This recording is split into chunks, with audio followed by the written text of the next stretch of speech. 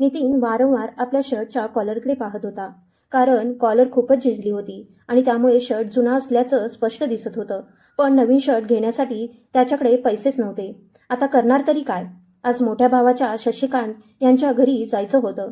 कारण त्यांची मुलगी कृतिकाचा वाढदिवस यावेळी मोठ्या थाटामाटात साजरा केला जाणार होता. नितीनची मुलगी आर्याने तिचा एक जुना ड्रेस नीट इस्त्री करून टापटीप केला. ड्रेस जुना झाला असला तरी तो तिच्या स्वाभिमानासारखा अजूनही तसा झळकत होता. आर्याने आपल्या छोट्या पेटीतून गुणपत्रिका काढली आणि ती पुस्तकांमध्ये ठेवली. वाढदिवसाला ती का नेत आहे हे तिलाही कळत नव्हतं. कदाचित तिच्या मनाला माहीत होतं की तिथे कोणी तिची थट्टा करत भविष्यात काय करणार आहेस असं विचारलं तर ती फक्त स्वप्नांबद्दल नाही तर स्वतःच्या मेहनतीचं फळही दाखवू शकेल. नितीनने तिच्याकडे पाहिलं आणि हलकंसं हसला. पण त्याचे ओठ थरथरत होते. शशिकांतच्या घरातील वैभव त्यांच्या गरिबीची जाणीव आणखी ठळक करणार हे त्याला चांगलंच माहीत होतं. तरीही त्याने मन घट्ट करून मुलीला सांगितलं, चल बाळा, कधी कधी नातेसंबंध जपावेच लागतात. मनात इच्छा नसली तरी त्या अरुंद गल्लीतून बाहेर पडताना आर्याला तिच्या वडिलांच्या जुन्या चपलांचा आवाज ऐकू येत होता. प्रत्येक पावलागणिक त्या चपला जणू सांगत होत्या की त्यांचाही आता बराच प्रवास झाला आहे. बाहेर तुळशीसमोर दिवा लावलेला होता. नितीनने दुरूनच हात जोडून नमस्कार केला. आर्या घराच्या दारात टांगलेल्या तिची आई सुमनच्या छायाचित्राकडे पाहू लागली. खाली वाळलेली झेंडूची फुलं ठेवलेली होती. आईचा चेहरा नेहमीप्रमाणे शांत दिसत होता. पण आज आर्याला असं वाटत होतं की आई तिला विचारत आहे, पुन्हा एकदा अपमान सहन करायला चालली आहेस का? बस स्थानकाकडे जाताना वाटेतून येणाऱ्या स्वादिष्ट पदार्थांच्या सुगंधाने वातावरण भरून गेलं होतं. रस्त्यावरून श्रीमंत लोकांच्या गाड्या वेगाने जात होत्या आणि धूळ उडवत होत्या. थोड्याच वेळात बस आली. दोघेही बसमध्ये चढले. नितीनने खिशात हात घातला, काही नाणी मोजली आणि 2 तिकीटं घेतली. आर्या खिडकीजवळ बसली. तिने वडिलांचे हात पाहिले. मोटारसायकल दुरुस्तीच्या कामातील तेलामुळे त्यांच्या बोटांचा रंग कायमचा काळवंडल्यासारखा झाला होता. हेच ते हात होते जे तिचे केस विंचरायचे, ताप आला की कपाळावर हात ठेवायचे आणि रात्री अभ्यास करताना पुस्तकांवर डोकं ठेवून झोप लागली की प्रेमाने तिला उठवायचे. शशिकांत यांचा बंगला एका आलिशान वसाहतीत होता. तिथलं प्रत्येक घर एखाद्या राजवाड्यासारखं उजळून निघालेलं दिसत होतं. मोठमोठे लोखंडी दरवाजे आणि सुंदर बागा होत्या. ते दोघे तिथे पोहोचले तेव्हा संपूर्ण घराची सजावट एखाद्या सणासारखी केली होती. सर्वत्र रंगीबिरंगी दिव्यांची रोषणाई होती. आतून हशा, गाणी आणि आनंदाचा गजबजाट ऐकू येत होता. नितीन काही क्षण मुख्य दरवाजाबाहेरच थांबला. सुरक्षा रक्षकाने त्याच्याकडे वरपासून खालपर्यंत पाहिलं. जणू तो विचारत होता की हे दोघे चुकून इथे आले आहेत की त्यांनाही खरंच निमंत्रण मिळालं आहे. आर्याने हळूच आपल्या वडिलांचा हात धरला. तिला जाणवले की नितीनचे हात घामाने ओले झाले होते. आत संगमरवरी फरशी होती. त्यावर चालताना त्यांना स्वतःचे पायच मळकट वाटत होते. भिंतींवर लावलेल्या सजावटीकडे पाहिलं की जणू सोन्याच्या चौकटी बसवल्या आहेत असं वाटत होतं. काचेचं भलं मोठं झुंबर संपूर्ण सभागृह उजळून टाकत होतं. बाजूला एक मोठं देवघर उभारलं होतं. त्यात देवांच्या भव्य मूर्ती ठेवलेल्या होत्या आणि समोर चांदीच्या ताटात दिवा लावला होता. संपूर्ण घरात उदबत्तीचा नव्हे तर संपत्तीचा दरवळ पसरला होता. हे सगळं पाहून नितीनला स्वतःच्या घराचं मातीचं अंगण, चुलीची काजळी आणि पावसाळ्यात गळणारं छप्पर आठवलं. सर्वप्रथम रंजना ताईंनी आर्याला पाहिलं. त्यांनी महागडी बनारसी साडी नेसली होती. गळ्यात जाडजूड सोन्याचे 2 हार होते आणि हात सोन्याच्या कंगणांनी भरलेले होते. कपाळावरील कुंकू इतकं मोठं होतं की जणू त्या घराच्या राणीच आहेत हे साऱ्यांना दिसावं. त्यांनी दोघांचं स्वागत केलं, पण त्या हास्यात आपुलकीपेक्षा दिखाऊपणा जास्त होता. अरे नितीन, शेवटी आलात तर तुम्ही, त्या म्हणाल्या. त्यांच्या बोलण्यात त्यांचं येणं अपेक्षितच नव्हतं अशी छटा होती. मग आर्याकडे पाहत त्या म्हणाल्या, तुझी मुलगी तर आता खूप मोठी झाली आहे. तो जुना ड्रेस घालून आली आहे. असू दे, साधेपणा गरीब लोकांनाच शोभतो. हे ऐकताच तिथे उभे असलेले काही नातेवाईक हसू लागले. आर्याने मान खाली घातली, पण तिच्या मनात काहीतरी टोचून गेलं. शशिकांत सोफ्यावर बसले होते. त्यांच्या भोवती पाहुण्यांची गर्दी होती. त्यांचा आवाज मोठा आणि रुबाबदार होता. जणू हे घरच नव्हे तर संपूर्ण कुटुंबाचं नशीब त्यांच्या हातात आहे असं वाटत होतं. नितीन पुढे जाऊन भावाच्या पाया पडला. शशिकांत यांनी आशीर्वाद देण्यासाठी हात डोक्यावर ठेवला, पण लगेच बाजूला ठेवलेल्या मखमली रुमालाने स्वतःच्या बोटांना पुसून घेतलं. ही छोटीशी कृती कदाचित इतर कुणाच्या नजरेत आली नसेल, पण आर्याने ती पाहिली होती. तिला वाटलं जणू कुणीतरी तिच्या वडिलांचं संपूर्ण आयुष्यच घाण समजून झटकून टाकलं आहे. नितीन काहीच बोलला नाही. त्याने फक्त चेहऱ्यावर एक हलकंसं हास्य आणलं. ते हास्य अपमानाने फिकट झालेलं आणि मजबुरीने भरलेलं होतं. जेवणाच्या दालनात विविध पदार्थांची रेलचेल होती. लांबलचक टेबलांवर असंख्य खाद्यपदार्थ आणि मिठाया मांडलेल्या होत्या. आर्याने आयुष्यात इतके पदार्थ एकाच वेळी कधीच पाहिले नव्हते. तिला आठवलं, सकाळी तिने घरी फक्त कोरडी भाकरी आणि कांदा खाल्ला होता. तेव्हा तिचे बाबा हसत म्हणाले होते, आज रात्री मोठी मेजवानी आहे. पण जेव्हा तिने हातात ताट घेतलं तेव्हा तिची भूकच हरवून गेली. तिला असं वाटत होतं की प्रत्येक घासावर कुणाची तरी नजर आहे. जणू लोक विचारत आहेत की हे किती खातील, कोणत्या अधिकाराने खातील आणि बदल्यात काय देणार. कृतिका तिच्या मैत्रिणींमध्ये उभी होती. तिने चमकदार पोशाख परिधान केला होता आणि सतत भ्रमणध्वनीवर छायाचित्र काढत होती. आर्याला पाहताच तिने नाक मुरडलं. अगं आर्या, तूही आलीस वाटतं. तिच्या आवाजात कौतुकापेक्षा उपहास जास्त होता. बाबा सांगत होते, तू खूप अभ्यास करतेस म्हणे. आर्याने नम्रपणे तिला नमस्कार केला. कृतिकाची नजर आर्याच्या पुस्तकांच्या पिशवीवर गेली. ती हसत म्हणाली, माझ्या वाढदिवशी सुद्धा पुस्तकं घेऊन आलीस. खरंच काही लोकांना अभ्यासाशिवाय दुसरं काही सुचतच नाही. वातावरण हलकं करण्यासाठी नितीनने विषय बदलला. कृतिका बाळा, पुढच्या शिक्षणाबद्दल काय ठरवलं आहेस? तेवढ्यात रंजनाताई अभिमानाने म्हणाल्या, आमची कृतिका अमेरिकेला जाणार आहे. तिथे फॅशन व्यवस्थापनाचा अभ्यासक्रम करणार आहे. तिथे प्रवेश मिळवणं इतकं सोपं नसतं बरं का. कितीतरी हुशार विद्यार्थ्यांनाही संधी मिळत नाही. पण देवाची कृपा आणि शशिकांत यांची ओळख असेल तर आमच्यासाठी काहीच अडचण नाही, असं म्हणत रंजनाताईंनी आर्याकडे पाहिलं आणि नकळत दोघींमध्ये तुलना उभी केली. तेवढ्यात एका नातेवाईकाने विचारलं, आणि ही आर्या पुढे काय करणार आहे? सभागृहातील गडबड क्षणभर कमी झाली. काहींना खरोखरच उत्सुकता होती तर काहींना त्यातून करमणूक शोधायची होती. आर्याने वडिलांकडे पाहिलं. नितीनला तिच्या डोळ्यात थोडी भीती दिसली, पण त्याहून जास्त धैर्य दिसलं. त्याने मान हलवून तिला बोलण्याचा आधार दिला.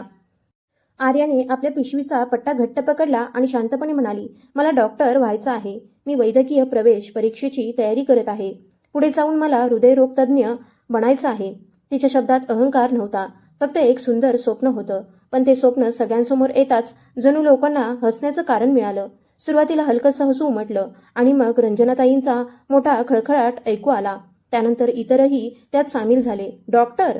रंजनाताईंनी तो शब्द मुद्दाम लांबवला. तो तिचा गौरव नव्हता तर तिची थट्टा होती. अगं, डॉक्टर होण्यासाठी किती लाखो रुपये लागतात हे तरी माहीत आहे का? पुस्तकं, शिकवण्या, वसतिगृह, महाविद्यालयाची फी, कितीतरी खर्च असतो. ही काही साधी परीक्षा नाही की कंदिलाच्या प्रकाशात अभ्यास केला आणि दुसऱ्या दिवशी डॉक्टर झालीस. शशिकांत हलकसं हसत म्हणाले, स्वप्न छान आहेत, पण प्रत्येकाने स्वतःची परिस्थितीही ओळखली पाहिजे. हे ऐकताच नितीनचा चेहरा उतरला.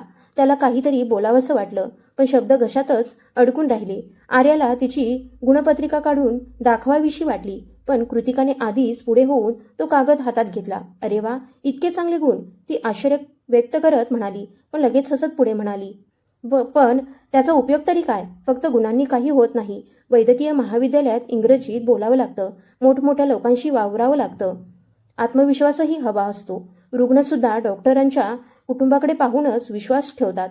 मागून एक नातेवाईक म्हणाला, गरीब घरच्या मुलीसाठी परिचारिकेचं शिक्षण अधिक योग्य. लोकांची सेवा करता येईल आणि खर्चही कमी होईल. दुसरा लगेच म्हणाला, इतकं कशाला? पदवी पूर्ण झाली की लग्न लावून टाका. गरीब मुलींना जास्त शिकवू नये, मग त्या हवेत तरंगायला लागतात आणि लग्नातही अडचणी येतात. प्रत्येक वाक्य आर्याच्या मनात खोलवर कोरत होतं. तिला आई सुमनचा खोकला आठवला. रुग्णालयाबाहेर उभ्या असलेल्या वडिलांच्या अस्वस्थ नजरा आठवल्या. ती रात्र आठवली जेव्हा पैशाअभावी तिच्या आईचा उपचार पुढे ढकलावा लागला होता. त्याच रात्री तिने आईचा थंड झालेला हात हातात धरून मनाशी निर्धार केला होता की एक दिवस ती अशी डॉक्टर बनेल जी कोणत्याही गरीब आईला केवळ पैशांअभावी मृत्यूच्या दारात जाऊ देणार नाही. पण आज हे लोक तिच्या स्वप्नांची चेष्टा करत होते. तिने कसेबसे डोळ्यातले अश्रू रोखून धरले, कारण इथे रडणं म्हणजे त्यांच्या करमणुकीत आणखी भर घालणं होतं. शेवटी नितीन शांत आवाजात म्हणाला, आर्या खूप मेहनत करते. देवाची कृपा असेल तर नक्कीच एखादा मार्ग सापडेल. शशिकांत त्याच्याकडे रोखून पाहत म्हणाले, नितीन, देवसुद्धा त्यांचीच मदत करतो ज्यांच्याकडे आधीपासून काहीतरी असतं. तुझ्या छोट्याशा दुकानातून किती कमाई होते? दिवसाला 200-300 रुपये मिळाले तरी त्यातून काय होणार? डॉक्टर बनायचं म्हणे. उद्या मुलीची फी भरता आली नाही तर तिचं पूर्ण वर्ष वाया जाईल. मग लोक काय म्हणतील? हे ऐकून नितीनने मान खाली घातली. त्याला असं वाटलं की त्याची गरिबी फक्त खिशात नाही तर प्रत्येकाच्या नजरेतही लिहिलेली आहे. रंजनाताईंनी आर्याच्या खांद्यावर हात ठेवला, पण त्या स्पर्शात माया नव्हती तर कमीपणाची जाणीव होती. त्या म्हणाल्या, आर्या बाळा, वाईट वाटून घेऊ नकोस. आम्ही मोठे आहोत म्हणून तुला समजावतो आहोत. प्रत्येक स्वप्न पूर्ण करण्यासाठी नसतं, श्रीमंताची स्वप्न श्रीमंतांनाच शोभतात. तुझे बाबा खूप सरळ आहेत, पण तितकेच भावनिकही आहेत. निदान तू तरी शहाणी हो. घराची जबाबदारी सांभाळ. एखादा छोटासा अभ्यासक्रम पूर्ण कर आणि मग लग्न कर. किमान तुझ्या वडिलांच्या खांद्यावरील ओझं कमी होईल. त्यांनाही समाधान मिळेल आणि प्रत्येक मुलीचं खरं सुखही त्यातच असतं. आर्याने हळूच आपला खांदा मागे घेतला. तेवढ्यात तिथे बसलेले विठ्ठलराव, जे तिच्या आजोबांचे जुने मित्र होते, शांतपणे सगळं पाहत होते. त्यांचे डोळे वयानुसार मंदावले होते, पण अनुभवाची चमक अजूनही त्यात होती. ते तात्काळ म्हणाले, ज्ञानावर कोणाचाही अधिकार नसतो. पण सभोवतालच्या गोंधळात त्यांचा आवाज विरून गेला. शशिकांत हसत म्हणाले, अहो काका, मुलं आहेत, मोठमोठी स्वप्न पाहतातच. मग त्यांनी नोकराला सर्वांना मिठाई वाटण्यास सांगितलं. आर्याला मात्र असं वाटलं की तिच्या स्वप्नालाच रौप्यपत्र लावून थट्टेच्या ताटात वाढलं गेलं आहे. ती हळूहळू तिथून निघून गच्चीत जाऊन उभी राहिली. बाहेरचं हिरवगार मैदान रंगीबिरंगी दिव्यांनी उजळून निघालं होतं. दूरवरून मंदिरातील आरतीचा आणि घंटानादाचा स्वर कानावर येत होता. तिने डोळे मिटले आणि अश्रूंना पापण्यांच्या आड अडवण्याचा प्रयत्न केला. थोड्याच वेळात नितीन तिच्या जवळ आले. काही क्षण दोघेही शांत राहिले. वडील आणि मुलगी यांच्यात अनेकदा शब्दांची गरज नसते, कारण त्यांचं दुःख एकाच रक्तातून वाहत असतं. नितीनने हळूच विचारलं, खूप वाईट वाटलं का बाळा? आर्याने मान हलवली. नाही. मग थोडा विराम घेऊन तिने विचारलं, बाबा, खरंच डॉक्टर होण्यासाठी श्रीमंत घरात जन्माला यावं लागतं का? तिचा प्रश्न ऐकून नितीनच्या मनात काहीतरी तुटलं. त्याला तिला लगेच सांगावंसं वाटलं की नाही बाळा, देव न्याय करतो आणि यश मेहनतीने मिळतं. पण वास्तव वेगळं होतं. त्याने आयुष्यात अनेकदा पाहिलं होतं की मेहनतीचा मार्ग अनेकदा श्रीमंतांच्या सोयींमधून जातो आणि गरिबांना मात्र त्याची मोठी किंमत मोजावी लागते. तरीही तो आपल्या मुलीची आशा मोडू इच्छित नव्हता. त्याने तिच्या डोक्यावरून प्रेमाने हात फिरवत सांगितलं, एक गोष्ट लक्षात ठेव, मनाने कधीही हार मानू नकोस. पैसा रस्ता तयार करू शकतो, पण त्या रस्त्यावर चालणारी पावलं विकत घेऊ शकत नाही. आर्याने वडिलांच्या चेहऱ्याकडे पाहिलं. डोळ्यांखालील खोल गेलेल्या रेषा, कपाळावरील घाम आणि हास्यामागे लपलेली वेदना तिला स्पष्ट दिसत होती. तिला माहीत होतं की तिला झालेल्या अपमानापेक्षा कितीतरी जास्त वेदना तिच्या वडिलांना झाल्या आहेत. कारण एखाद्या गरीब वडिलांसमोर त्यांच्या मुलांचं किंवा मुलीचं स्वप्न कमी लेखलं गेलं तर ती जखम थेट त्यांच्या आत्म्यावरच होते. आर्याने गुणपत्रिका पुन्हा पिशवीत ठेवली आणि मनाशी ठाम निर्धार केला, मी हार मानणार नाही. आजचा हा अपमान मी लक्षात ठेवेन. सूड घेण्यासाठी नाही, तर पुढे जाण्यासाठी, स्वतःला अधिक सक्षम बनवण्यासाठी. तेवढ्यात आतून आवाज आला, सगळेजण कुटुंबाच्या छायाचित्रासाठी या. नितीन आणि आर्यालाही बोलावलं गेलं, पण त्यांना सर्वांच्या मागे उभं केलं गेलं. समोर शशिकांत, रंजना, कृतिका आणि इतर श्रीमंत नातेवाईक आकर्षक पोशाखांत बसले होते. छायाचित्रकार म्हणाला, सगळेजण हसा. आर्याने पाहिलं की नितीन हसण्याचा प्रयत्न करत होते, पण त्यांच्या डोळ्यात मात्र हास्य नव्हतं. तिला जाणवलं की हे छायाचित्र काही वर्षांनी भिंतींवर झळकेल आणि लोक म्हणतील की ती आनंदी कुटुंब आहे. पण त्या छायाचित्रामागे दडलेला भेदभाव, जखमी स्वाभिमान आणि नात्यांमधील खोल तडा कोणालाच दिसणार नव्हता. जेवण झाल्यानंतर निघायची वेळ आली तेव्हा रंजनाताईंनी उरलेल्या मिठाईचा डबा नितीनच्या हातात दिला. हे घेऊन जा, आर्या खाईल, त्यांनी अगदी सहजपणे म्हटलं, पण त्यामागे उपकाराची छटा स्पष्ट जाणवत होती. नितीनने तो डबा नकार न देता शांतपणे घेतला, कारण अनेकदा गरीब माणूस अपमानही सहन करतो, फक्त आपल्या मुलांच्या चेहऱ्यावर आनंद पाहण्यासाठी. घरातून बाहेर पडताना शशिकांत यांनी नितीनला थांबवलं आणि म्हणाले, ऐक, तुझ्या मुलीला फार उंच भरारी घ्यायला लावू नकोस. उद्या तिची स्वप्न तुटली तर दुःख तुलाच होईल. आणि हो, आमच्या नावावर कुठे कर्ज घेऊ नकोस. आमची प्रतिष्ठा कायम राहिली पाहिजे. नितीनने स्वतःला सावरत उत्तर दिलं, तुम्ही काळजी करू नका दादा. पण आतून तो पूर्णपणे खचला होता. आर्याने शेवटचं एकदा आपल्या काकांकडे पाहिलं.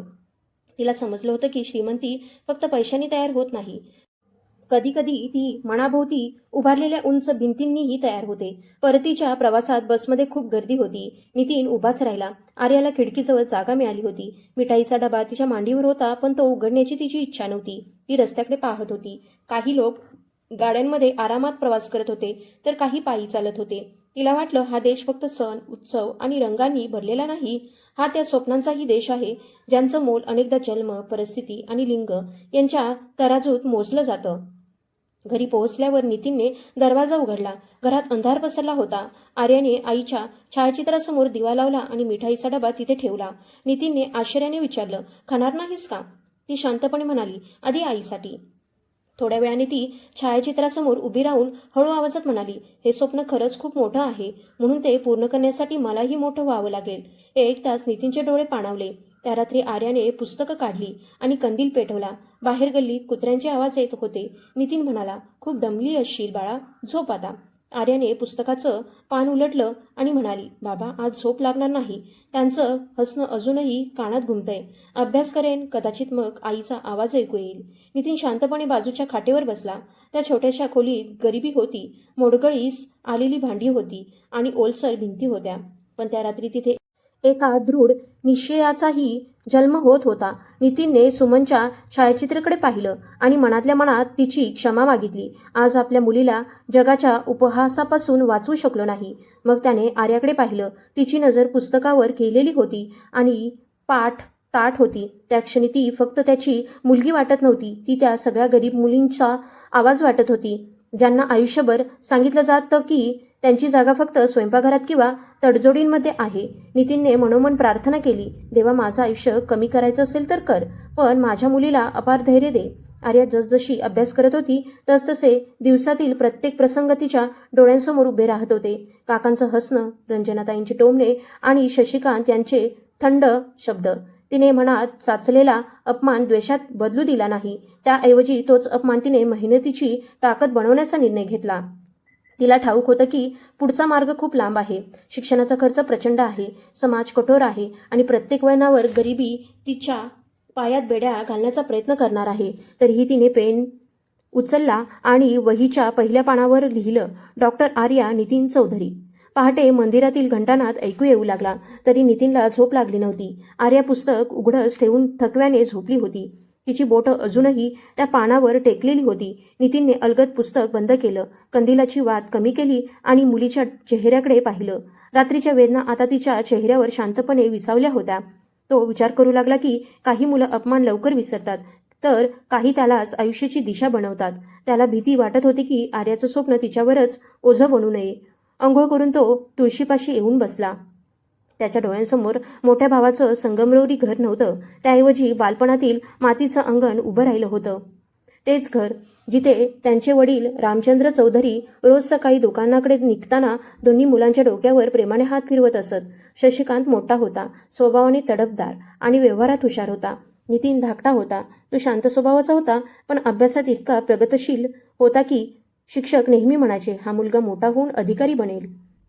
त्यावेळी कुणालाही वाटलं नव्हतं की एक दिवस पैशामुळे या दोन्ही भावांमध्ये एवढी मोठी दरी निर्माण होईल. रामचंद्र यांचं छोटंसं किराणा दुकान होतं, पण मन मात्र खूप मोठं होतं. ते नेहमी म्हणायचे, घराची खरी संपत्ती तिजोरीत नसते, ती मुलांच्या संस्कारात असते. नितीन रात्री कंदिलाच्या प्रकाशात गणिताचे प्रश्न सोडवत बसायचा आणि ललिताताई त्यांच्यासाठी चहा करून आणायच्या. शशिकांत दुकानात बसायला शिकत होता. ग्राहकाचा अंदाज घेऊन नफा वाढवण्याची त्याला चांगली सवय लागली होती. रामचंद्र हसत म्हणायचे, व्यवहारात चातुर्य असणं चांगलं आहे, पण कोणावरही अन्याय करू नकोस. शशिकांत मान डोलवायचा, पण नितीनने अनेकदा पाहिलं होतं की त्याच्या भावाच्या डोळ्यात प्रामाणिकपणापेक्षा लोभाची चमक अधिक दिसायची. नितीनला 12वीत जिल्ह्यात 2रा क्रमांक मिळाला. त्या दिवशी घरात गोडधोड बनलं. शेजाऱ्यांनी शुभेच्छांचा वर्षाव केला. पहिल्यांदाच रामचंद्र यांनी जाहीर केलं की ते नितीनला पुढील शिक्षणासाठी मुंबईला पाठवणार आहेत. नितीनने स्वतःला मोठ्या महाविद्यालयाच्या प्रशस्त आवारात फिरताना स्वप्नात पाहिलं. पण त्याच वर्षी रामचंद्र यांना पक्षाघाताचा झटका आला. दुकान बंद पडलं, कर्ज वाढू लागलं. शशिकांत म्हणाला, अभ्यास नंतरही करता येईल, आधी घर सावरावं लागेल. नितीनने कोणतीही तक्रार न करता आपली पुस्तकं पेटीत ठेवली. त्याला वाटलं होतं की हा त्याग फक्त काही काळासाठी आहे, पण गरिबीत तात्पुरतं दुःखही अनेकदा कायमचं नशीब बनून राहतं. शशिकांतने दुकानाची जबाबदारी घेतली, पण हिशोबाची किल्ली मात्र स्वतःकडेच ठेवली. नितीन सकाळपासून रात्रीपर्यंत माल उचलणं, ग्राहकांना सामान देणं, वडिलांची औषधं आणणं आणि आईची सेवा करणं अशी सगळी कामं करत राहिला. हळूहळू दुकानाचा विस्तार झाला. नंतर शहराच्या बाजारपेठेत 2रं दुकान सुरू झालं. शशिकांत नेहमी म्हणायचा, हे सगळं आपल्या कुटुंबाचंच आहे. नितीनने त्याच्यावर पूर्ण विश्वास ठेवला, कारण भावावर संशय घेणं त्याला चुकीचं वाटायचं. पण वडिलांच्या निधनानंतर मालमत्तेची कागदपत्र समोर आली तेव्हा त्याला कळलं की बहुतेक मालमत्ता आधी शशिकांतच्या नावावर करण्यात आली होती. शशिकांतचं उत्तर तयार होतं, बाबांनी स्वतःच्या इच्छेने सगळं केलं. ललिताताई शांत राहिल्या. कदाचित त्यांनाही सत्य बोलण्याची भीती वाटत होती. आई गेल्यानंतर घराचं अंगणही जणू आपलं अस्तित्व हरवून बसलं. नितीनला विचारावंसं वाटलं की त्याचा हिस्सा त्याला का मिळाला नाही, पण शशिकांतने नातेवाईकांसमोरच म्हटलं, आम्हीच तुला सांभाळलं आहे, तुला कागदपत्रांची काय गरज, मी आहे ना. या एका वाक्याने नितीनचं मन तुटलं. त्याला समजलं की जो हक्क मागावा लागतो त्या नात्यांमध्ये आधीच संपलेला असतो. त्याने घर सोडलं आणि जुन्या वस्तीतील एका मोडगळीस आलेल्या दुकानात भाड्याने जागा घेतली. तिथे त्याने सायकल दुरुस्तीचं काम सुरू केलं. हळूहळू परिसरात त्याची ओळख नितीन मिस्त्री म्हणून निर्माण झाली. सुमन त्याच्या आयुष्यात आनंदाची नवी चाहूल घेऊन आली. सावळा चेहरा, मोठे डोळे आणि साधेपणातलं सौंदर्य. त्याचं लग्नही अत्यंत साधेपणाने झालं. तरीही नितीनला वाटलं की त्याच्या ओसाड आयुष्यात जणू दीपोत्सव उजाडला आहे. सुमनने कधीच त्याला गरिबीची जाणीव करून दिली नाही. ती नेहमी म्हणायची, घराच्या भिंती लहान असल्या तरी चालतील, मन मोठं असलं पाहिजे. तिच्या हातच्या भाकरीत तूप कमी असायचं, पण प्रेम इतकं भरलेलं असायचं की भूकही समाधानाने शांत व्हायची. ज्या दिवशी आर्याचा जन्म झाला त्या दिवशी नितीन पहिल्यांदाच मन मोकळेपणाने रडला. सरकारी रुग्णालय होतं. खिडकी तुटलेली होती. सर्वत्र डास घोंगावत होते. पण जेव्हा परिचारिकेने त्या छोट्याशा लेकराला त्याच्या हातात दिलं तेव्हा त्याला वाटलं की जगाने त्याला पुन्हा एकदा आपलंसं केलं आहे. सुमन थकलेल्या चेहऱ्याने हसत म्हणाली, हिला खूप शिकव. मुलगी आहे म्हणून तिच्यावर कधी अन्याय होऊ देऊ नकोस आणि तिच्यासाठी कधीही छोटं स्वप्न पाहू नकोस. नितीनने त्याच क्षणी तिला शब्द दिला. तो शब्द कोणत्याही कागदावर लिहिला गेला नव्हता, पण तो त्याच्या मनावर कायमचा कोरला गेला होता. वर्षामागून वर्ष सरत गेली आणि जेव्हा जेव्हा खिशात पैसे नसत तेव्हा तोच शब्द त्याला पुन्हा उभं राहण्याची ताकद देत असे. त्या दिवशी पौर्णिमेची रात्र होती. सुमनच्या छातीत वेदना सुरू झाल्या. तिने उपवास केला होता. नितीनच्या पायांना स्पर्श करताना ती अचानक खाली बसली. नितीन घाबरून गेले. पण सुमन हसत म्हणाली, थोडा थकवा आहे. गरीब घरांमध्ये आजारपणाला अनेकदा थकवा म्हणूनच दुर्लक्ष केलं जातं. कारण आजार मान्य करणं म्हणजे डॉक्टरांची फी, औषधं, तपासण्या आणि भरपूर खर्च. अनेक महिने सुमनने त्या वेदना लपवून ठेवल्या. नितीन सायकली दुरुस्त करून जे काही पैसे वाचवत ते आर्याच्या शाळेच्या शुल्कात खर्च होत. सुमन हसत म्हणायची, माझं औषध म्हणजे आर्याची पुस्तकं. या वाक्यामागचं दुःख नितीनला खूप उशिरा समजलं. ज्या रात्री सुमनची प्रकृती गंभीर झाली त्या रात्री मुसळधार पाऊस पडत होता. कशीबशी रिक्षाची व्यवस्था करण्यात आली, पण अर्ध्या वाटेत पाणी साचल्यामुळे नितीनला सुमनला उचलून रुग्णालयात न्यावं लागलं. पहिल्यांदा ते एका खासगी रुग्णालयात गेले. तिथे आधी पैसे जमा करण्याची मागणी झाली. त्यामुळे नितीन तिला घेऊन सरकारी रुग्णालयात पोहोचले. तिथेही डॉक्टर उशिरा आले. त्यावेळी आर्या फक्त 10 वर्षांची होती. ओल्या कपड्यांमध्ये ती आईचा हात धरून उभी होती आणि सुमनचा श्वास हळूहळू मंदावत चालला होता. सुमनने नितीनकडे पाहून सांगितलं, आर्याला रडू देऊ नकोस. तिला खूप शिकव. मग तिने मुलीकडे पाहिलं आणि म्हणाली, तू डॉक्टर हो आणि कुणालाही छातीत वेदना असतील तर पैशांअभावी त्याला कधीही परत पाठवू नकोस. एवढं बोलून तिचे डोळे कायमचे मिटले. सुमनच्या अंत्यसंस्काराच्या वेळी नदीकिनारी धुराचे लोट उठत होते आणि आर्या दगडासारखी निश्चल उभी होती. ती रडली नाही. नितीनला वाटलं कदाचित ती अजून लहान आहे आणि तिला परिस्थितीचं गांभीर्य समजत नाही. पण त्या रात्री तिने आईची जुनी साडी हातात घेतली आणि विचारलं, बाबा, आईचं हृदय कोण बरं करू शकलं असतं? नितीन शांतपणे म्हणाले, डॉक्टर. ते ऐकताच तिला आईचे शेवटचे शब्द आठवले. तिने पुन्हा विचारलं, मग आपल्याकडे चांगल्या डॉक्टरांसाठी पैसे का नव्हते? या प्रश्नाने नितीन आतून पूर्णपणे हादरले. त्यांच्याकडे कोणतंच उत्तर नव्हतं. त्या रात्री आर्या म्हणाली, मी हृदयाची डॉक्टर होणार. हे ऐकून नितीनने तिला मिठी मारली, पण त्यांच्या मनात भीतीही होती. काळ पुढे सरकत गेला, पण घरात सुमनची उणीव प्रत्येक गोष्टीत जाणवत राहिली. चुलीवर भाकरी भाजताना वाटायचं, ती आत्ता येईल आणि भाकरी उलटवेल. सणवार आला की आर्या आईच्या छायाचित्रासमोर बसून राहायची. नितीनने सायकल दुरुस्तीच्या दुकानाबाहेर चहाची छोटी टपरीही सुरू केली, जेणेकरून थोडे अधिक पैसे मिळतील. दिवसभर कष्ट केल्यानंतर रात्री ते आर्याच्या वह्या तपासून पाहायचे. गणिताचे नियम ते विसरले होते, पण मुलीची अक्षरं आणि तिची जिद्द पाहून त्यांना अभिमान वाटायचा. अनेकदा कष्टामुळे त्यांची पाठ दुखायची, तरीही आर्या विचारायची, बाबा, मी यशस्वी होईन ना? ते नेहमी म्हणायचे, तू माझ्याही वाटेचं शिक्षण पूर्ण करशील बाळा. मागच्या रात्रीचा अपमान सकाळच्या शांततेतही जाणवत होता. आर्या उठली तेव्हा तिने नितीनला अंगणात बसलेलं पाहिलं. त्यांचे डोळे सुजलेले होते, तरीही ते हसत म्हणाले, चहा करून देऊ का बाळा? आर्याने नकार दिला आणि विचारलं, बाबा, तुम्ही माझ्यावर रागावला आहात का? नितीन दचकले. मी का रागवेन?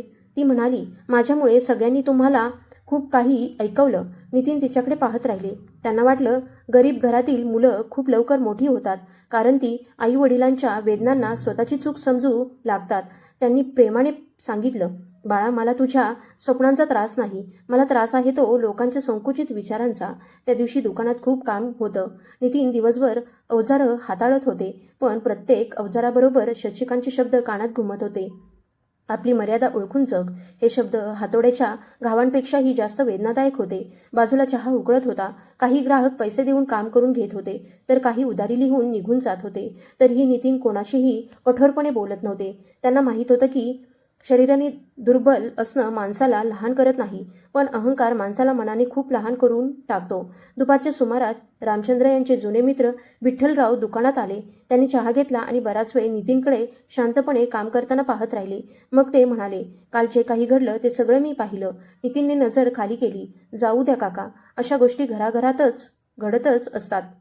विठ्ठलरावांनी दीर्घ श्वास घेतला आणि म्हणाले, खरं कुटुंब तेच असतं जे आपल्या माणसांना पुढे घेऊन जातं. जे त्यांनाच चिरडतं ती गर्दी असते, कुटुंब नाही. आर्याच्या डोळ्यात मी जिद्द पाहिली आहे. ती जिद्द कधीही मावळू देऊ नकोस. नितीनने पहिल्यांदाच मनातील वेदना व्यक्त केली. तो म्हणाला, मला भीती वाटते की या जिद्दीच्या आगीत ती स्वतःच होरपळून जाईल. विठ्ठलराव शांतपणे म्हणाले, कर्म करत राहा आणि फळाची चिंता करू नकोस. ही गोष्ट अनेक जण सांगतात, पण गरिबांसाठी तिचा अर्थ खूप कठीण असतो.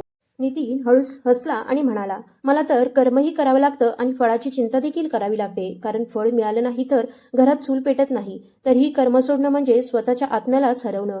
मग विठ्ठलरावांनी खिशातून एक जुना पेन काढला आणि नितीनच्या हातात ठेवला. हा मी माझ्या मुलाला दिला होता. तो आता या जगात नाही, पण हा तू आर्याला दे. वस्तू छोटी आहे, पण आशीर्वाद खूप मोठा आहे. संध्याकाळी आर्या शाळेतून परत आली तेव्हा तिच्या चेहऱ्यावर थकवा स्पष्ट दिसत होता. काही मैत्रिणींना कृतिकाच्या वाढदिवसाच्या समारंभाबद्दल कळलं होतं, त्यामुळे त्यांनीही तिची थट्टा केली होती. कुणी म्हणाले की ती डॉक्टर होणार नाही, तर एखादी अनुभव नसलेली वैद्य होईल. आर्याने कुणालाही उत्तर दिलं नाही. ती घरी आली. नितीनने तिच्या हातात तो पेन दिला. तिचे डोळे लगेच पाणावले. हा विठ्ठलरावांनी दिला आहे का? तिने विचारलं. नितीनने मान हलवली. आर्याने तो पेन कपाळाला लावला. आदराने वाकून नमस्कार केला आणि म्हणाली, बाबा, काल रात्री मी ठरवलं होतं की सगळ्यांना माझं यश दाखवून देईन, पण आज मला जाणवलं की मला कुणाला काही सिद्ध करण्यासाठी अभ्यास करायचा नाही. मला आईसाठी, तुमच्यासाठी आणि स्वतःसाठी शिकायचं आहे. नितीन तिचं बोलणं शांतपणे ऐकत राहिले. त्यांना जाणवलं की त्यांची मुलगी खरंच मोठी होत आहे. काही वेळाने नितीनने एक छोटा डबा बाहेर काढला. त्यात काही दुमडलेल्या नोटा, नाणी आणि सुमनचं तुटलेलं पैंजण ठेवलेलं होतं. ते पैंजण त्यांच्या संसारातील शेवटची जपलेली आठवण होती. नितीन ती हातात घेऊन बराच वेळ पाहत राहिले. आर्याला लगेच समजलं. ती म्हणाली, बाबा, कृपया ती विकू नका. नितीन हलकसं हसले. बाळा, दागिने घातल्याने सौंदर्य वाढत नाही, पण हे पैंजण जर तुझ्या पुस्तकांचं रूप घेत असतील तर तुझ्या आईच्या आत्म्याला अधिक समाधान मिळेल. हे ऐकताच आर्याच्या डोळ्यांतून अश्रू वाहू लागले. दुसऱ्या दिवशी नितीन ते पैंजण घेऊन सोनाराकडे गेले. दुकानात सर्वत्र सोन्याची झळाळी होती, पण त्यांच्या हातात चांदीची एक छोटीशी आठवण होती. सोनाराने पैंजण तोललं आणि खूप कमी किंमत सांगितली. नितीनने थोडी विनंती केली, पण सोनार म्हणाला, हे तुटलेलं आहे, यापेक्षा जास्त किंमत मिळणार नाही. एका क्षणासाठी नितीनच्या मनात आलं की ती परत घेऊन जावं, पण लगेच त्यांना आर्याच्या वैद्यकीय प्रवेश परीक्षेच्या पुस्तकांची आठवण झाली. त्यांनी पैसे घेतले. दुकानाबाहेर पडताना त्यांना असं वाटलं की त्यांनी सुमनच्या आठवणी विकल्या नाहीत, तर मुलीच्या भविष्यासाठी एक दिवा पेटवला आहे. तरीही मन जड झालं होतं. पुस्तकांच्या दुकानात जाताना ते थोडे संकोचले. आत मोठमोठी इंग्रजी पुस्तकं, रंगीत मार्गदर्शक प्रश्नसंच आणि यशस्वी विद्यार्थ्यांची छायाचित्र लावलेली होती. दुकानदाराने किंमत सांगितली तेव्हा नितीनचा चेहरा उतरला. पैंजण विकून मिळालेले पैसेही पुरत नव्हते, त्यामुळे त्यांनी 2 पुस्तकं कमी करण्यास सांगितलं. तेवढ्यात मागून आवाज आला, उरलेली पुस्तकं माझ्या खात्यात लिहा. नितीन मागे वळले तर भास्करराव उभे होते. ते शाळेतील ज्येष्ठ शिक्षक होते. त्यांच्या पांढऱ्या दाढीत आणि शांत नजरेत मायेचा स्पर्श होता. ते म्हणाले, आर्यासारख्या मुलीला पुस्तकांपासून वंचित ठेवणं हे खूप मोठं पाप आहे आणि हे दान समजू नकोस. हे तिच्या उज्ज्वल भविष्यातील गुंतवणूक आहे. नितीन घरी परतले. आर्याने ती पुस्तकं हातात घेतली आणि जणू एखाद्या पवित्र मूर्तीला स्पर्श करावा तसा त्यांना स्पर्श केला. आर्याने प्रत्येक पुस्तकाला कव्हर चढवलं, कोपऱ्यात स्वतःचं नाव लिहिलं आणि ती पुस्तकं सुमनच्या छायाचित्रासमोर ठेवून हात जोडले. मग ती नितीनकडे वळली आणि म्हणाली, बाबा, तुमचे हे उपकार मी कसे फेडू? नितीनने तिच्या डोक्यावर हात ठेवला आणि प्रेमाने म्हणाले, बाळा, यशस्वी होणं म्हणजे वडिलांचे उपकार फेडणं नसतं, ते त्यांच्या आयुष्याला पूर्णत्व देणं असतं. बाहेर अंधार दाटत चालला होता. गल्लीत मुलं खेळत होती, पण त्या छोट्याशा खोलीत एक नवीन विश्व आकार घेत होतं. तिथे गरिबी होती, पण पराभव नव्हता. त्या रात्री नितीनला उशिरापर्यंत झोप लागली नाही. त्यांना शशिकांतचं मोठं घर आठवत होतं, स्वतःचं मोडकळीस आलेलं दुकान आठवत होतं, सुमनची चिंता आठवत होती आणि आर्याच्या हातातला तो पेनही डोळ्यांसमोर येत होता. त्यांना जाणवलं की आयुष्याने त्यांच्याकडून बरंच काही हिरावून घेतलं असलं तरी एक अनमोल गोष्ट दिली होती, मुलीच्या डोळ्यातील आत्मविश्वास. त्यांनी देवाकडे संपत्ती मागितली नाही, फक्त एवढीच प्रार्थना केली की जग आर्याला तिची मर्यादा दाखवण्याचा प्रयत्न करेल. तेव्हा तिने स्वतःच्या आत्म्याची उंची कधीही विसरू नये. नितीनने मनाशी ठरवलं की दुकान विकावं लागलं, रात्री राखणदाराचं काम करावं लागलं किंवा उपाशी राहावं लागलं तरी आर्याचं शिक्षण कधी थांबू येणार नाही. दुसऱ्या दिवशी सकाळी आर्या अभ्यासाला बसली तेव्हा नितीन दुकान उघडण्याआधी तिच्याजवळ बराच वेळ बसून राहिले. आर्याने पहिलं पुस्तक उघडलं. शब्द कठीण होते, पण तिच्या डोळ्यात भीती नव्हती. नितीनच्या मनात आलं की हीच खरी उपासना आहे, दिवे, फुलं आणि मंत्रांपेक्षाही श्रेष्ठ. आर्याची दिनचर्या आता एखाद्या साधनेसारखी झाली होती. ती रोज पहाटे 4 वाजता उठायची, थंड पाण्याने हातपाय धुवायची, सुमनच्या छायाचित्रासमोर दिवा लावायची आणि अभ्यासाला बसायची. बाहेर अजूनही काळोख असायचा, पण तिच्या वहीवर पेन सतत चालू असायचा. नितीन चुलीवर चहा ठेवायचे आणि मग दुकानासाठी तयारी करायचे. अनेकदा मुलीकडे पाहताना त्यांना वाटायचं की हे लहानसे खांदे जगभराची जबाबदारी वाहत आहेत. त्यांच्या घरात गरिबी होती, पण त्यांचा प्रत्येक क्षण आशेच्या नावावर समर्पित झाला होता.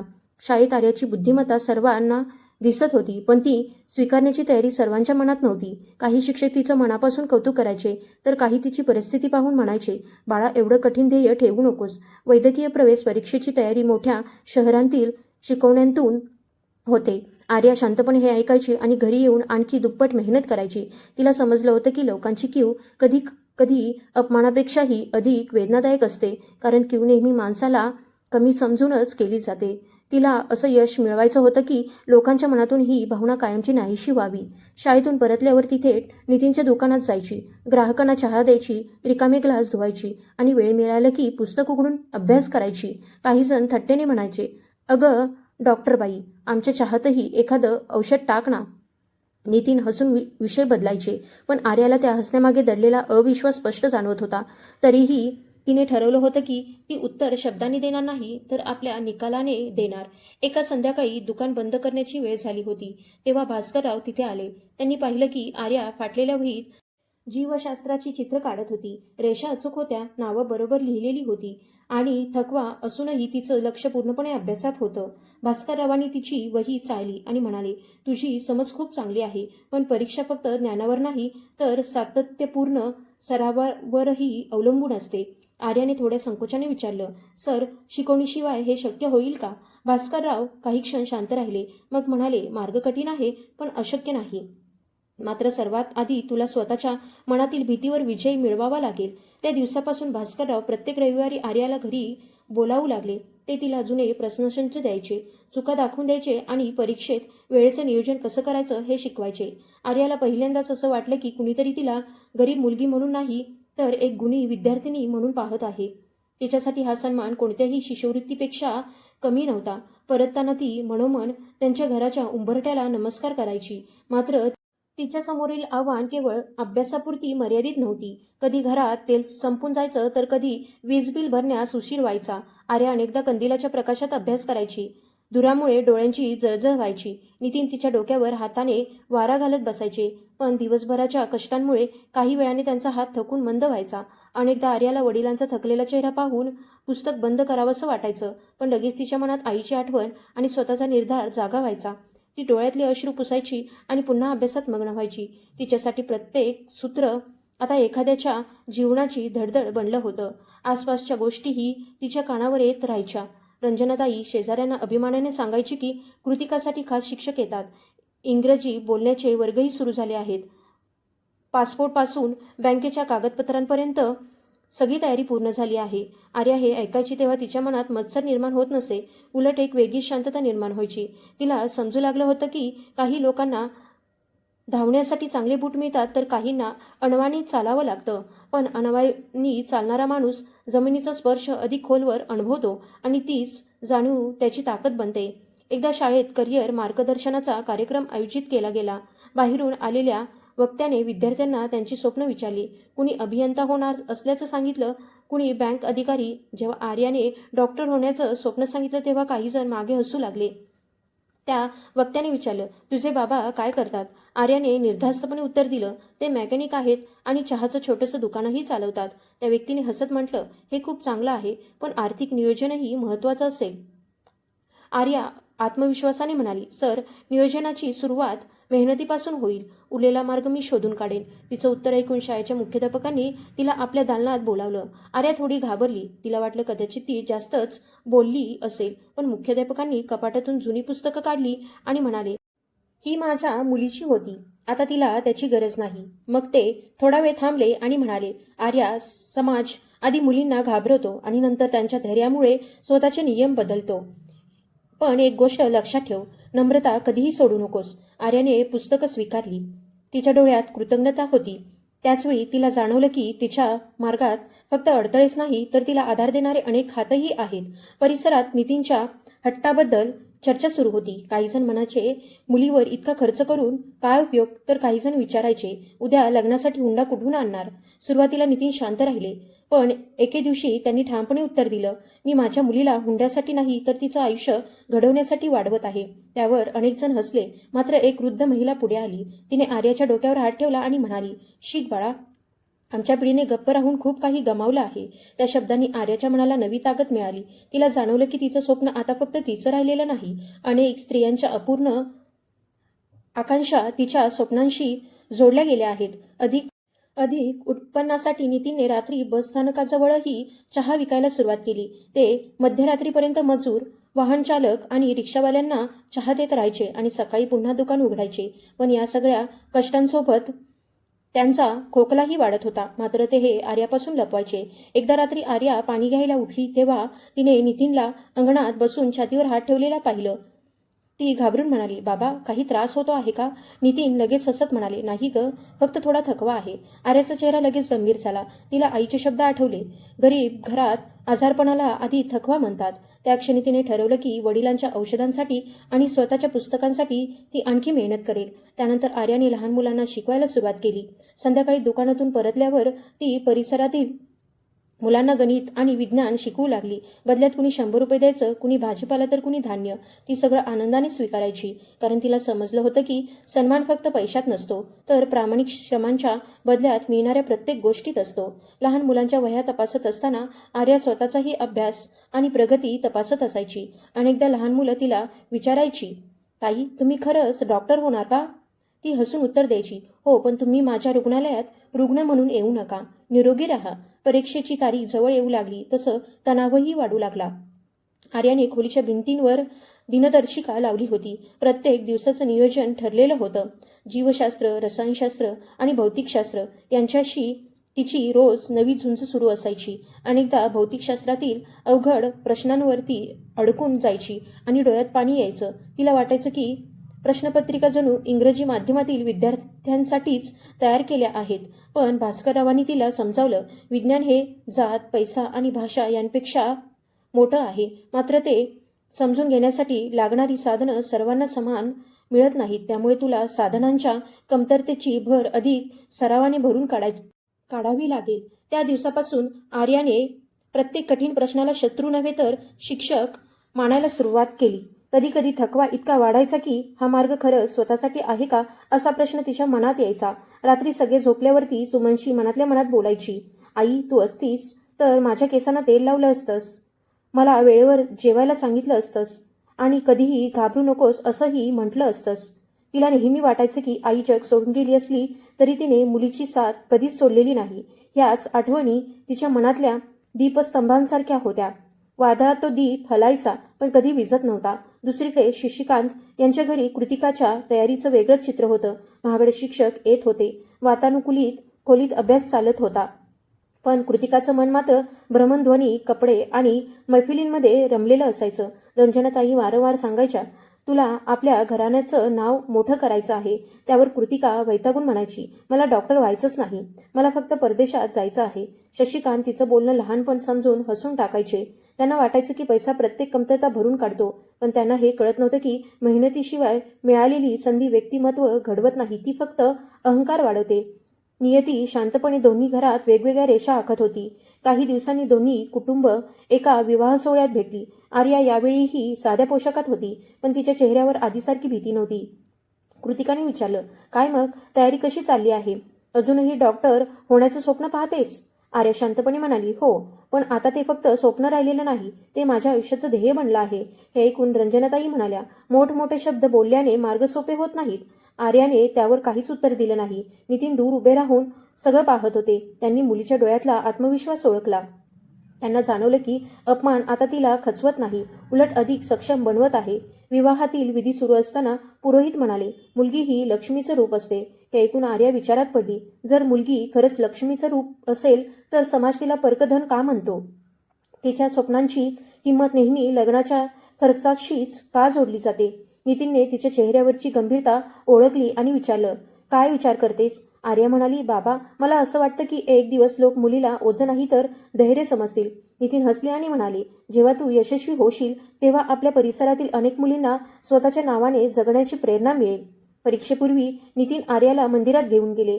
देवासमोर उभं राहून तिने चांगले गुण, मोठं महाविद्यालय किंवा पैसा मागितला नाही. तिने फक्त आत्मविश्वास आणि योग्य मार्गावर चालण्याची ताकद मागितली. परीक्षेच्या दिवशी सकाळी हलकी थंडी होती. आर्याने सुमनचा छोटासा फोटो पुस्तकात ठेवला. परीक्षा केंद्र शहराच्या दुसऱ्या टोकाला होतं. बसमध्ये अनेक विद्यार्थी आई वडिलांसोबत प्रवास करत होते. काही जण महागड्या गाड्यांतून आले होते. त्यांच्या हातात आकर्षक पिशव्या आणि महागडी साधनं होती. आर्याकडे मात्र एक जुनी पिशवी होती. त्यात 2 पेन होते आणि त्या पेनांसोबत अनेक वर्षांची मेहनत, त्याग, आशा आणि अविरत संघर्षाची कमाई होती. आर्याने मनोमन सुमनला हाक मारली, आई, आज प्रत्येक क्षणी माझ्यासोबत राहा. परीक्षा केंद्राबाहेर तिला कृतिका भेटली. तिच्यासोबत रंजनाताई, शशिकांत आणि चालकही होता. रंजनाताईंनी आर्याकडे पाहिलं आणि आश्चर्याने म्हणाल्या, अरे वा, म्हणजे तू खरंच परीक्षा द्यायला आली आहेस तर? आर्याने नम्रपणे त्यांना नमस्कार केला.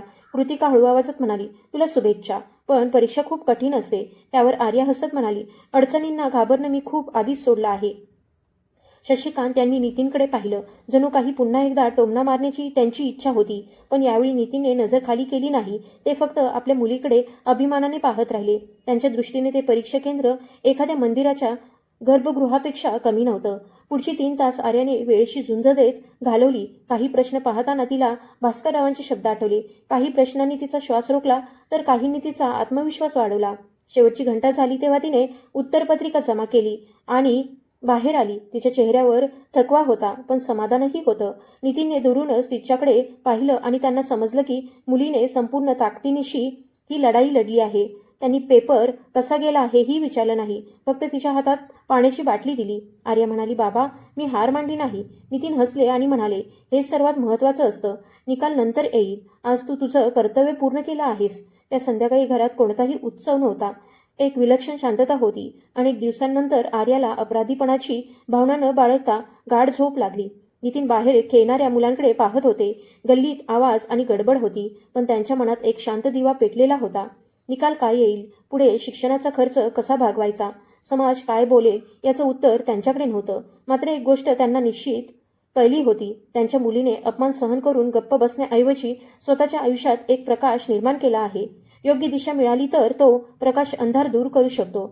निकालाच्या दिवशी सकाळपासून एक वेगळी शांतता पसरली होती. आर्याला रात्री नीट झोप लागली नव्हती. ती वारंवार सुमनचं छायाचित्र हातात घेऊन बसत होती. नितीन दुकान उघडण्याची तयारी करत होते. त्यांचा भ्रमणध्वनी जुना होता, पडदा तुटलेला आणि जाळंही खूप मंद होतं. भास्कररावांनी सांगितलं होतं की निकाल जाळ्यावर पाहता येईल. आर्या शाळेत जाऊनही पाहू शकत होती, पण तिला निकाल वडिलांसमोरच पाहायचा होता.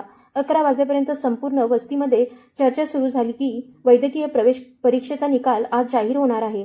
ज्यांनी कधी तिची थट्टा केली होती तेही चहा पिण्याच्या निमित्ताने दुकानाजवळ थांबले. कुणी म्हणालं, चला पाहूया आपल्या डॉक्टरबाईंचं काय होतं, तर कुणी हसत म्हणालं, अशी मोठी परीक्षा असते, त्यासाठी नशीबही मोठं लागते.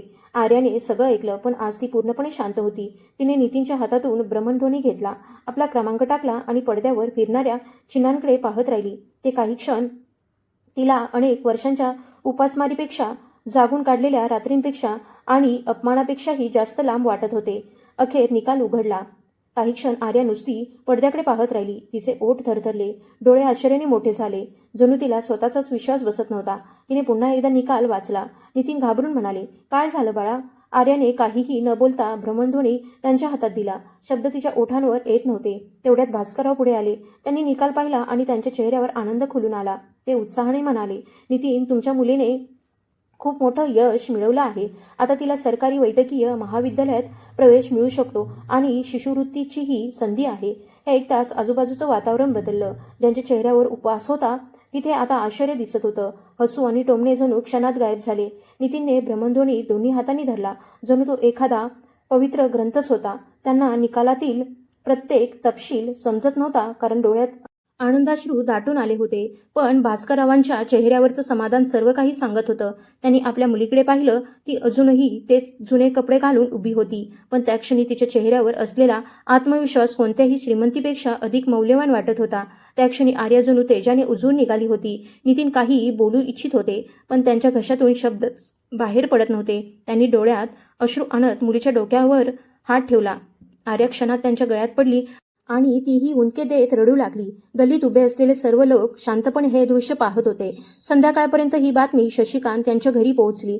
सुरुवातीला रंजनाताईंना यावर विश्वासच बसला नाही. त्यांनी कृतिकाला म्हटलं, नितीन लोकांमध्ये खोटी बातमी पसरवत असेल. पण कृतिकाने निकाल पाहिला आणि शांत झाली, कारण आर्याचं नाव यादीत खरंच होतं. शशिकांत यांनी ताबडतोब वर्तमानपत्र मागवलं आणि ओळखीच्या एका डॉक्टरला दूरध्वनी केला. जेव्हा त्यांना खात्री पटली की आर्याने खरोखरच उत्कृष्ट गुण मिळवले आहेत, तेव्हा त्यांच्या चेहऱ्यावरील समाधान नाहीसं झालं. ज्या मुलीला त्यांनी तिची मर्यादा दाखवण्याचा प्रयत्न केला होता, तीच आता त्यांच्या कुटुंबाची कथा बदलणार होती. 2 दिवसांनी शशिकांत यांनी नितीनला दूरध्वनी केला आणि म्हणाले, ही आनंदाची बातमी आहे. कुटुंबात मिठाई वाटली पाहिजे. त्यांच्या आवाजात गोडवा होता, पण नितीनला त्या गोडव्यामागचा हेतू स्पष्ट दिसत होता. तरीही ते आर्याला घेऊन त्यांच्या बंगल्यावर गेले, कारण मुलीचं यश लपवण्यासारखं नव्हतं. यावेळी सुरक्षा रक्षकाने त्यांना अडवलं नाही. कदाचित त्यालाही बातमी कळली होती. तो संगमरवरी फरशीचा हॉल, तेज झुंबर आणि त्या चांदीच्या ताटल्या होत्या, पण आर्याची पावलं यावेळी घाबरलेली नव्हती. रंजनाताई लगेच पुढे आल्या आणि त्यांनी आर्याला मिठी मारली. त्या मिठीत माया कमी आणि लोकांसमोर दाखवण्यासाठीचा आव आणखी जास्त होता. त्या मोठ्याने म्हणाल्या, आम्हाला तर आधीपासूनच माहीत होतं की आमची आर्या खूप हुशार आहे. त्यांनी मुद्दाम मोठ्याने बोललं, जेणेकरून सर्व नातेवाईकांच्या कानावर ते जावं. आर्याला त्या दिवशीची थट्टा आठवली, पण तिने कोणताही कटू शब्द उच्चारला नाही. कृतिकानेही हसून अभिनंदन केलं, पण तिच्या डोळ्यात अस्वस्थता होती. महागड्या शिकवण्या, नोट्स आणि सुविधा असूनही ती सामान्य गुणांसह उभी होती, तर आर्या कोणत्याही विशेष साधनांशिवाय यादीच्या वरच्या क्रमांकावर पोहोचली होती. आता तुलना पैशांची नव्हती, तर कर्तृत्वाची होती. शशिकांत मोठ्या सोफ्यावर बसून म्हणाले, आपल्या घरातील मुलीने कुटुंबाचं नाव उज्ज्वल केलं आहे. आता पुढील शिक्षणाचा जो काही खर्च असेल तो आम्ही पाहू. खोलीत टाळ्यांचा कडकडाट झाला, पण नितीनचा चेहरा गंभीर झाला. त्यांना समजलं की ही मदत नाही, तर वर्चस्व दाखवण्याचा प्रयत्न आहे. शशिकांत पुढे म्हणाले, नितीन, काळजी करू नकोस. पैसे मी देतो, नंतर हळूहळू परत कर. शेवटी कुटुंबाचं नाव उंच राहायला हवं ना. काही नातेवाईकांना ही गोष्ट योग्य वाटली. त्यांना असं वाटलं की गरीब भावाला यापेक्षा जास्त काय हवं. पण नितीन शांतपणे म्हणाले, दादा, तुमच्या प्रस्तावाबद्दल मी ऋणी आहे, पण आर्याचं शिक्षण मी माझ्या कुवतीनुसार आणि शिष्यवृत्तीच्या आधारावर पूर्ण करीन. हे ऐकताच वातावरणात शांतता पसरली. शशिकांत यांचा चेहरा रागाने लाल झाला, मात्र पाहुण्यांसमोर ते उघडपणे काही बोलू शकत नव्हते. ते म्हणाले, स्वाभिमान असणं चांगलं असतं, पण तो अति झाला की त्याला हट्ट म्हणतात. नितीनने शांतपणे उत्तर दिलं, दादा, मुलीचं स्वप्न कोणाच्याही उपकारांवर जगता कामा नये. हे ऐकून आर्याचे डोळे पाणावले. परतीच्या वाटेवर तिने विचारलं, बाबा, आपण चूक तर केली नाही ना? पुढचा खर्च खूप मोठा असेल. नितीन हसले आणि म्हणाले, चूक तेव्हा झाली असती बाळा, जेव्हा तू कोणाच्या उपकारांच्या साखळीत अडकली असतीस. मदत घेणं चुकीचं नाही, पण अपमानाची किनार असलेली मदत आत्म्याला कमकुवत करते.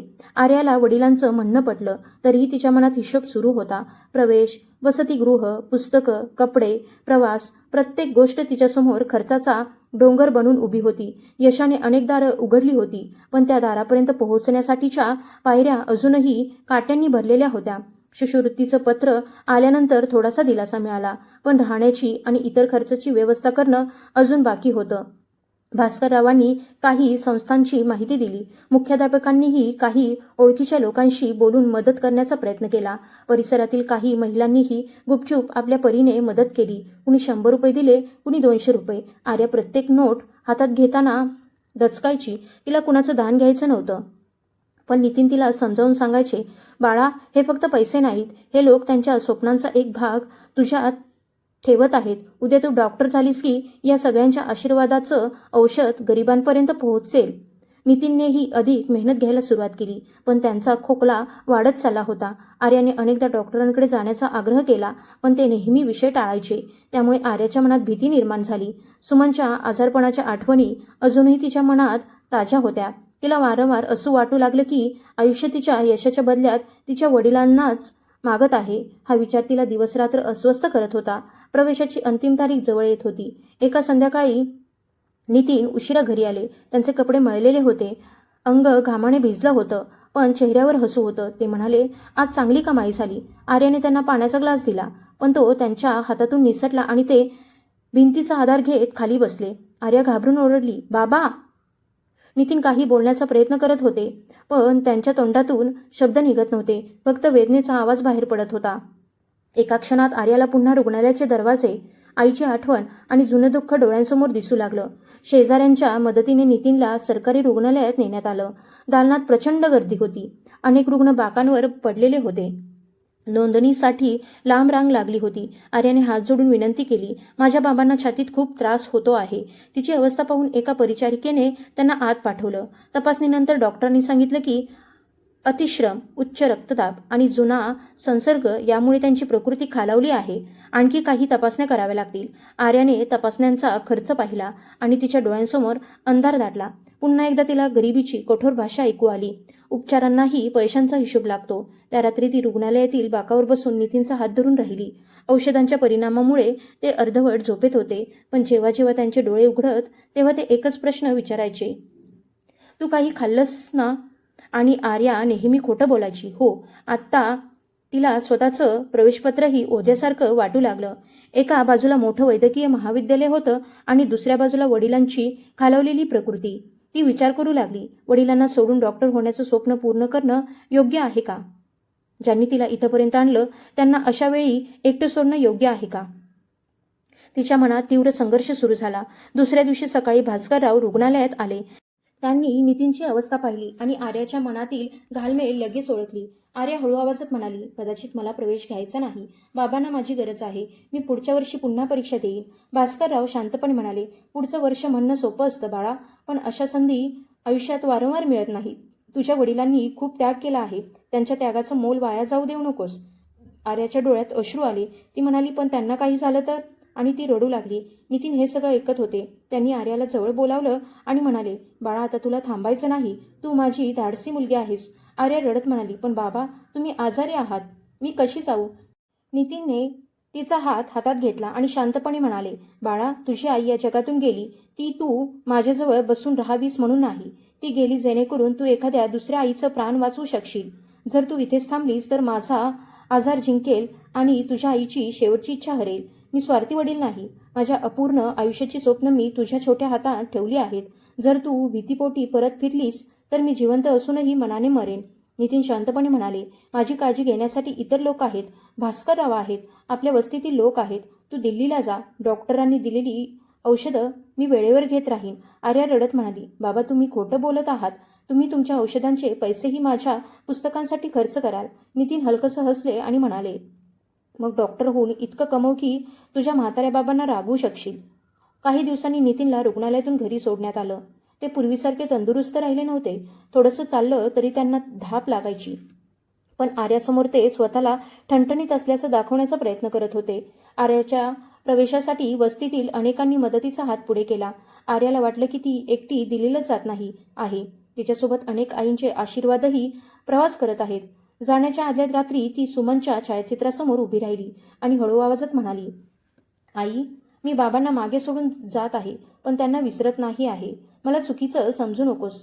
दारात उभे असलेले नितीन हे सगळं ऐकत होते. त्यांच्या डोळ्यात अश्रू दाटले होते, पण त्यांनी ते बाहेर येऊ दिले नाहीत, कारण त्यांना माहीत होतं की या क्षणी त्यांचं रडणं मुलीला कमकुवत करेल. त्यांनी सुमनचा छोटासा फोटो आर्याच्या हातात दिला आणि म्हणाले, जेव्हा कधी भीती वाटेल तेव्हा समज तुझी आई तुझ्यासोबत आहे. दुसऱ्या दिवशी सकाळी रेल्वे स्थानकावर प्रचंड गर्दी होती. सर्वत्र गोंधळ, हालचाल सुरू होती. नितीनने आर्याची जुनी पेटी उचलण्याचा प्रयत्न केला, पण त्यांना जोराचा खोकला आला. आर्याने लगेच पेटी हातात घेतली आणि म्हणाली, बाबा, आता हे ओझं मला उचलायला शिकावं लागेल. रेल्वे येण्याची घोषणा झाली आणि काही क्षण दोघेही एकमेकांकडे पाहत राहिले. अनेक वर्षांचं नातं काही मिनिटांच्या निरोपात कसं सामावणार होतं. रेल्वे थांबली. आर्या डब्यात चढली आणि खिडकीजवळ बसली. नितीनने तिच्या डोक्यावर हात ठेवला आणि म्हणाले, कधीही असं समजू नकोस की तू गरीब माणसाची मुलगी आहेस म्हणून कोणापेक्षा कमी आहेस. नेहमी लक्षात ठेव, तू त्या आईची मुलगी आहेस जिने शेवटच्या क्षणीसुद्धा तुला सेवाभावाचं मूल्य शिकवलं. आर्याच्या डोळ्यातून अश्रू वाहू लागले. ती म्हणाली, बाबा, मी परत येईन. डॉक्टर होऊन परत येईन. शिट्टी वाजली.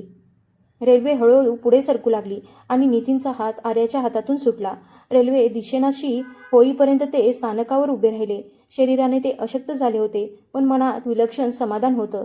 त्यांनी मनातल्या मनात सुमनला म्हटलं, आज मी मुलीला थांबवलं असतं तर तिचं भविष्य थांबलं असतं. दिल्लीने आर्याचं वेगळ्याच पद्धतीने स्वागत केलं. स्थानकाबाहेर पडताच गर्दी, धूर आणि गोंगाटाने तिला वेढलं. आपल्या गावात सगळं ओळखीचं वाटायचं, पण इथे एकटेपणालाही किंमत होती. तिने महाविद्यालयाचा पत्ता पुन्हा पुन्हा वाचला. रिक्षा चालकाने भाडं सांगितलं तेव्हा ती क्षणभर थबकली. थोडी घासाघीस करून तिने धीर एकवटला आणि प्रवास सुरू केला. वाटेत तिला मोठमोठी रुग्णालये दिसली. त्यांना पाहून तिच्या हृदयाची धडधड वाढली. वैद्यकीय महाविद्यालयात पोहोचल्यावर ती थक्क झाली. विशाल परिसर, लाल विटांच्या जुन्या इमारती, पांढरे कोट घालून फिरणारे विद्यार्थी आणि आत्मविश्वासाने इंग्रजी बोलणारे तरुण तरुणी सर्वत्र दिसत होते. सूचना फलकांवर लावलेली नावं आणि विद्यार्थ्यांचे गट पाहून तिला भीतीही वाटत होती आणि आकर्षणही. वसतिगृहाच्या खोलीत 3 खाटा होत्या. तिच्या 2 सहनिवासी होत्या, प्राजक्ता आणि मृणाल. दोघीही श्रीमंत कुटुंबातील होत्या. त्यांच्या सुटकेसेस चमकत होत्या. पुस्तकं अगदी नवीन होती आणि बोलण्यात आत्मविश्वास ओसंडून वाहत होता. आर्याने आपली जुनी पेटी खोलीच्या कोपऱ्यात ठेवली. सुमनचं छायाचित्र उशीखाली जपून ठेवलं आणि शांतपणे बसली. पहिल्या रात्री तिला झोपच लागली नाही. खोलीत पंखा फिरत होता, पण तिच्या मनात घरातील कंदिलाचा प्रकाश जिवंत होता. प्राजक्ता दूरध्वनीवर आईशी बोलत होती आणि वसतिगृहातील जेवणाबद्दल तक्रार करत होती. आर्या मात्र शांतपणे आपल्या ताटातील डाळ खात होती. तिच्या मनात विचार आला की घरी डाळ बनली की तो दिवसच जणू सणासारखा वाटायचा. तिने नितीनला दूरध्वनी केला आणि सांगितलं, मी व्यवस्थित आहे. नितीनही म्हणाले, मी सुद्धा ठीक आहे बाळा, तू फक्त अभ्यासावर लक्ष दे. आर्याने लगेच विचारलं, बाबा, औषध घेतली ना? आणि नेहमीप्रमाणे त्यांनी उत्तर दिलं, हो, वेळेवर घेतली. महाविद्यालयातील वर्ग सुरू झाल्यानंतर आर्याला पहिल्यांदा जाणवलं की प्रवेश मिळवणं ही या संघर्षाची समाप्ती नव्हती, तर एका नव्या प्रवासाची सुरुवात होती. प्राध्यापक वेगाने इंग्रजीत शिकवत होते. इतर विद्यार्थी झपाट्याने नोंदी लिहून घेत होते, पण आर्या अनेकदा शब्दांचे अर्थ लिहिण्यातच मागे पडायची. शरीररचना शास्त्राच्या पहिल्या तासात मृतदेहासमोर उभी राहिल्यावर तिचे हात थरथरले. काही विद्यार्थ्यांनी तिची खिल्ली उडवत विचारलं, तू गावातून आली आहेस का? पण तिने काहीच उत्तर दिलं नाही. ती मनात विचार करत राहिली की मृत्यूनंतरही हे शरीर त्यांना जीवन समजावून सांगत आहे. तिच्या भीतीत हळूहळू आदराची भावना मिसळली. विषय समजण्यात तिला अडचण नव्हती, पण भाषा तिच्यासाठी मोठं आव्हान होती. त्यामुळे ती रात्री ग्रंथालयात बसून प्रत्येक कठीण शब्दाखाली मराठीत अर्थ लिहायची. प्राजक्ता कधीकधी तिची मदत करायची आणि म्हणायची, अशा संतगतीने अभ्यास केलास तर कसं चालेल? त्यावर आर्या हसून म्हणायची, मी कदाचित संत आहे, पण सतत शिकत आहे. अनेक विद्यार्थ्यांना ती मागासलेली वाटायची, पण एकदा प्रयोगशाळेत तिने एक गुंतागुंतीची रचना अचूक ओळखली आणि सर्वांचं लक्ष तिच्याकडे वळलं. ती छोटीशी जिंक होती, पण तिच्या आत्मविश्वासाला मोठी चालना मिळाली. खर्चाचा विचार तिच्या मनातून कधीच जात नव्हता. शिष्यवृत्तीमुळे शुल्काचा मोठा भाग भरला गेला होता, पण पुस्तकं, जेवण, वह्या आणि प्रवास यांसारखे खर्च प्रत्येक आठवड्याला नवीन चिंता निर्माण करत होते. तिने चहा पिणं बंद केलं. वरिष्ठ विद्यार्थ्यांकडून जुनी पुस्तकं घेतली आणि रविवारी एका प्राध्यापकांच्या मुलांना विज्ञान शिकवू लागली. त्यातून तिला थोडे पैसे मिळायचे. त्या पैशांपैकी अर्धे ती नितीनकडे पाठवायची. काही महिन्यांनी तिची ओळख हृदयरोग विभागातील वरिष्ठ डॉक्टर राघव देशमुख यांच्याशी झाली. एका चर्चासत्रात त्यांनी विद्यार्थ्यांना विचारलं, हृदयाची धडधड ही केवळ जैविक प्रक्रिया आहे की ती भावनांचं केंद्रही आहे? बहुतेक विद्यार्थ्यांनी शास्त्रीय उत्तरं दिली, पण आर्या म्हणाली, सर, गरीब घरात हृदय आधी भीतीमुळे धडधडतं आणि नंतर आशेमुळे. तिचं उत्तर ऐकून सभागृह शांत झालं. डॉक्टर राघव देशमुख हसले आणि म्हणाले, विज्ञानात भावना वाईट नसतात जर त्यांना शिस्तीत रूपांतरित केलं तर. त्या दिवसापासून त्यांनी आर्याकडे विशेष लक्ष द्यायला सुरुवात केली. ते तिच्या वह्या तपासायचे, चुका दाखवून द्यायचे आणि सुधारणा सुचवायचे. एकदा त्यांनी स्पष्टपणे सांगितलं, भाषा अजून कमकुवत आहे, पण विचारांची खोली विलक्षण आहे. सादरीकरण अधिक चांगलं कर. कधीकधी त्यांच्या कठोर टीकेमुळे आर्याला वाईट वाटायचं, पण नंतर तिला समजलं की ते तिला घडवत आहेत. एके दिवशी त्यांनी जुनी नियतकालिक आणि पुस्तकांचा गठ्ठा तिच्या हातात दिला आणि म्हणाले, हे परत करायचं नाही. ज्ञानावर धूळ साचणं हा सर्वात मोठा अपमान असतो. हिवाळा सुरू झाला होता. एका संध्याकाळी वस्तीतील एका काकांनी दूरध्वनी करून सांगितलं की नितीनचा खोकला पुन्हा वाढला आहे. हे ऐकून आर्याचं मन हेलावून गेलं. तिला अधिक पैसे पाठवायचे होते, पण मग पुढच्या आठवड्यासाठी तिच्याकडे काहीच उरत नव्हतं. त्या रात्री तिने जेवणही केलं नाही. दुसऱ्या दिवशी तिने महाविद्यालयाशी संलग्न रुग्णालयात रात्रीच्या मदत केंद्रावर स्वयंसेवक म्हणून काम सुरू केलं. त्यासाठी मानधन नव्हतं, पण अनुभवाचं प्रमाणपत्र आणि जेवण मिळत होतं. रात्री तिने रुग्णांच्या नातेवाईकांना विभागांचा मार्ग दाखवायची, अर्ज भरायला मदत करायची आणि कधीकधी रडणाऱ्या मुलांना शांत करायची. त्या दालनात तिने वेगळंच शिक्षण घेतलं. आजारी मजूर, वृद्ध माता, औषधांसाठी पैसे मोजणारी मुलं आणि खाटेबाहेर रात्र काढणाऱ्या स्त्रिया पाहून तिला जाणवलं की वैद्यकीय शिक्षणाचं खरं विद्यापीठ वर्गात नसतं, ते त्या डोळ्यात असतं जे डॉक्टरांकडे देव म्हणून नाही तर शेवटची आशा म्हणून पाहतात. एका रात्री एक गरीब शेतकरी आपल्या पत्नीला घेऊन आला. तिच्या छातीत तीव्र वेदना होत होत्या. कागदपत्रांच्या प्रक्रियेमुळे उपचार सुरू होण्यास विलंब होत होता. ते दृश्य पाहताच आर्याला आईची आठवण झाली. ती लगेच वरिष्ठ डॉक्टरांना बोलवायला धावली. तिने परिचारिकेकडून स्ट्रेचर आणलं आणि कुटुंबियांना धीर दिला. नंतर समजलं की वेळेवर उपचार मिळाल्यामुळे त्या महिलेचा जीव वाचला. त्या शेतकऱ्याने कृतज्ञतेने आर्याच्या पायांना स्पर्श करण्याचा प्रयत्न केला. ती घाबरून मागे सरकली आणि म्हणाली, मी अजून डॉक्टर नाही. त्यावर तो शेतकरी म्हणाला, पण तुम्ही आम्हाला दारातून परत पाठवलं नाही. त्या घटनेनंतर आर्याने डॉक्टर राघव देशमुख यांना सांगितले की तिला हृदयरोग विभागात आणखी शिकायचं आहे. डॉक्टर राघव देशमुख यांनी विचारलं, तुला हृदयरोग विभागातच अधिक शिकायचं का आहे? तेव्हा आर्याने तिच्या आईबद्दलची संपूर्ण कहाणी त्यांना सांगितली. तिचं बोलणं ऐकताना त्यांच्या चेहऱ्यावरील कठोरपणा थोडा मवाळ झाला. दुसरीकडे कृतिका परदेशात गेली होती. तिची छायाचित्र सामाजिक माध्यमांवर दिसू लागली. अमेरिकेतील रस्ते, महागडी उपाहारगृह आणि आलिशान जीवनशैली यांची चर्चा घरात अभिमानाने केली जायची, पण वास्तव वेगळंच होतं. ती अभ्यासापेक्षा समारंभ आणि मनोरंजनात अधिक रमू लागली. खर्च वाढत गेला आणि गुण कमी होत गेले. शशिकांत मात्र सातत्याने पैसे पाठवत राहिले. त्यांना वाटत होतं की अपयशाचं कारण नेहमी पैशांची कमतरता असते.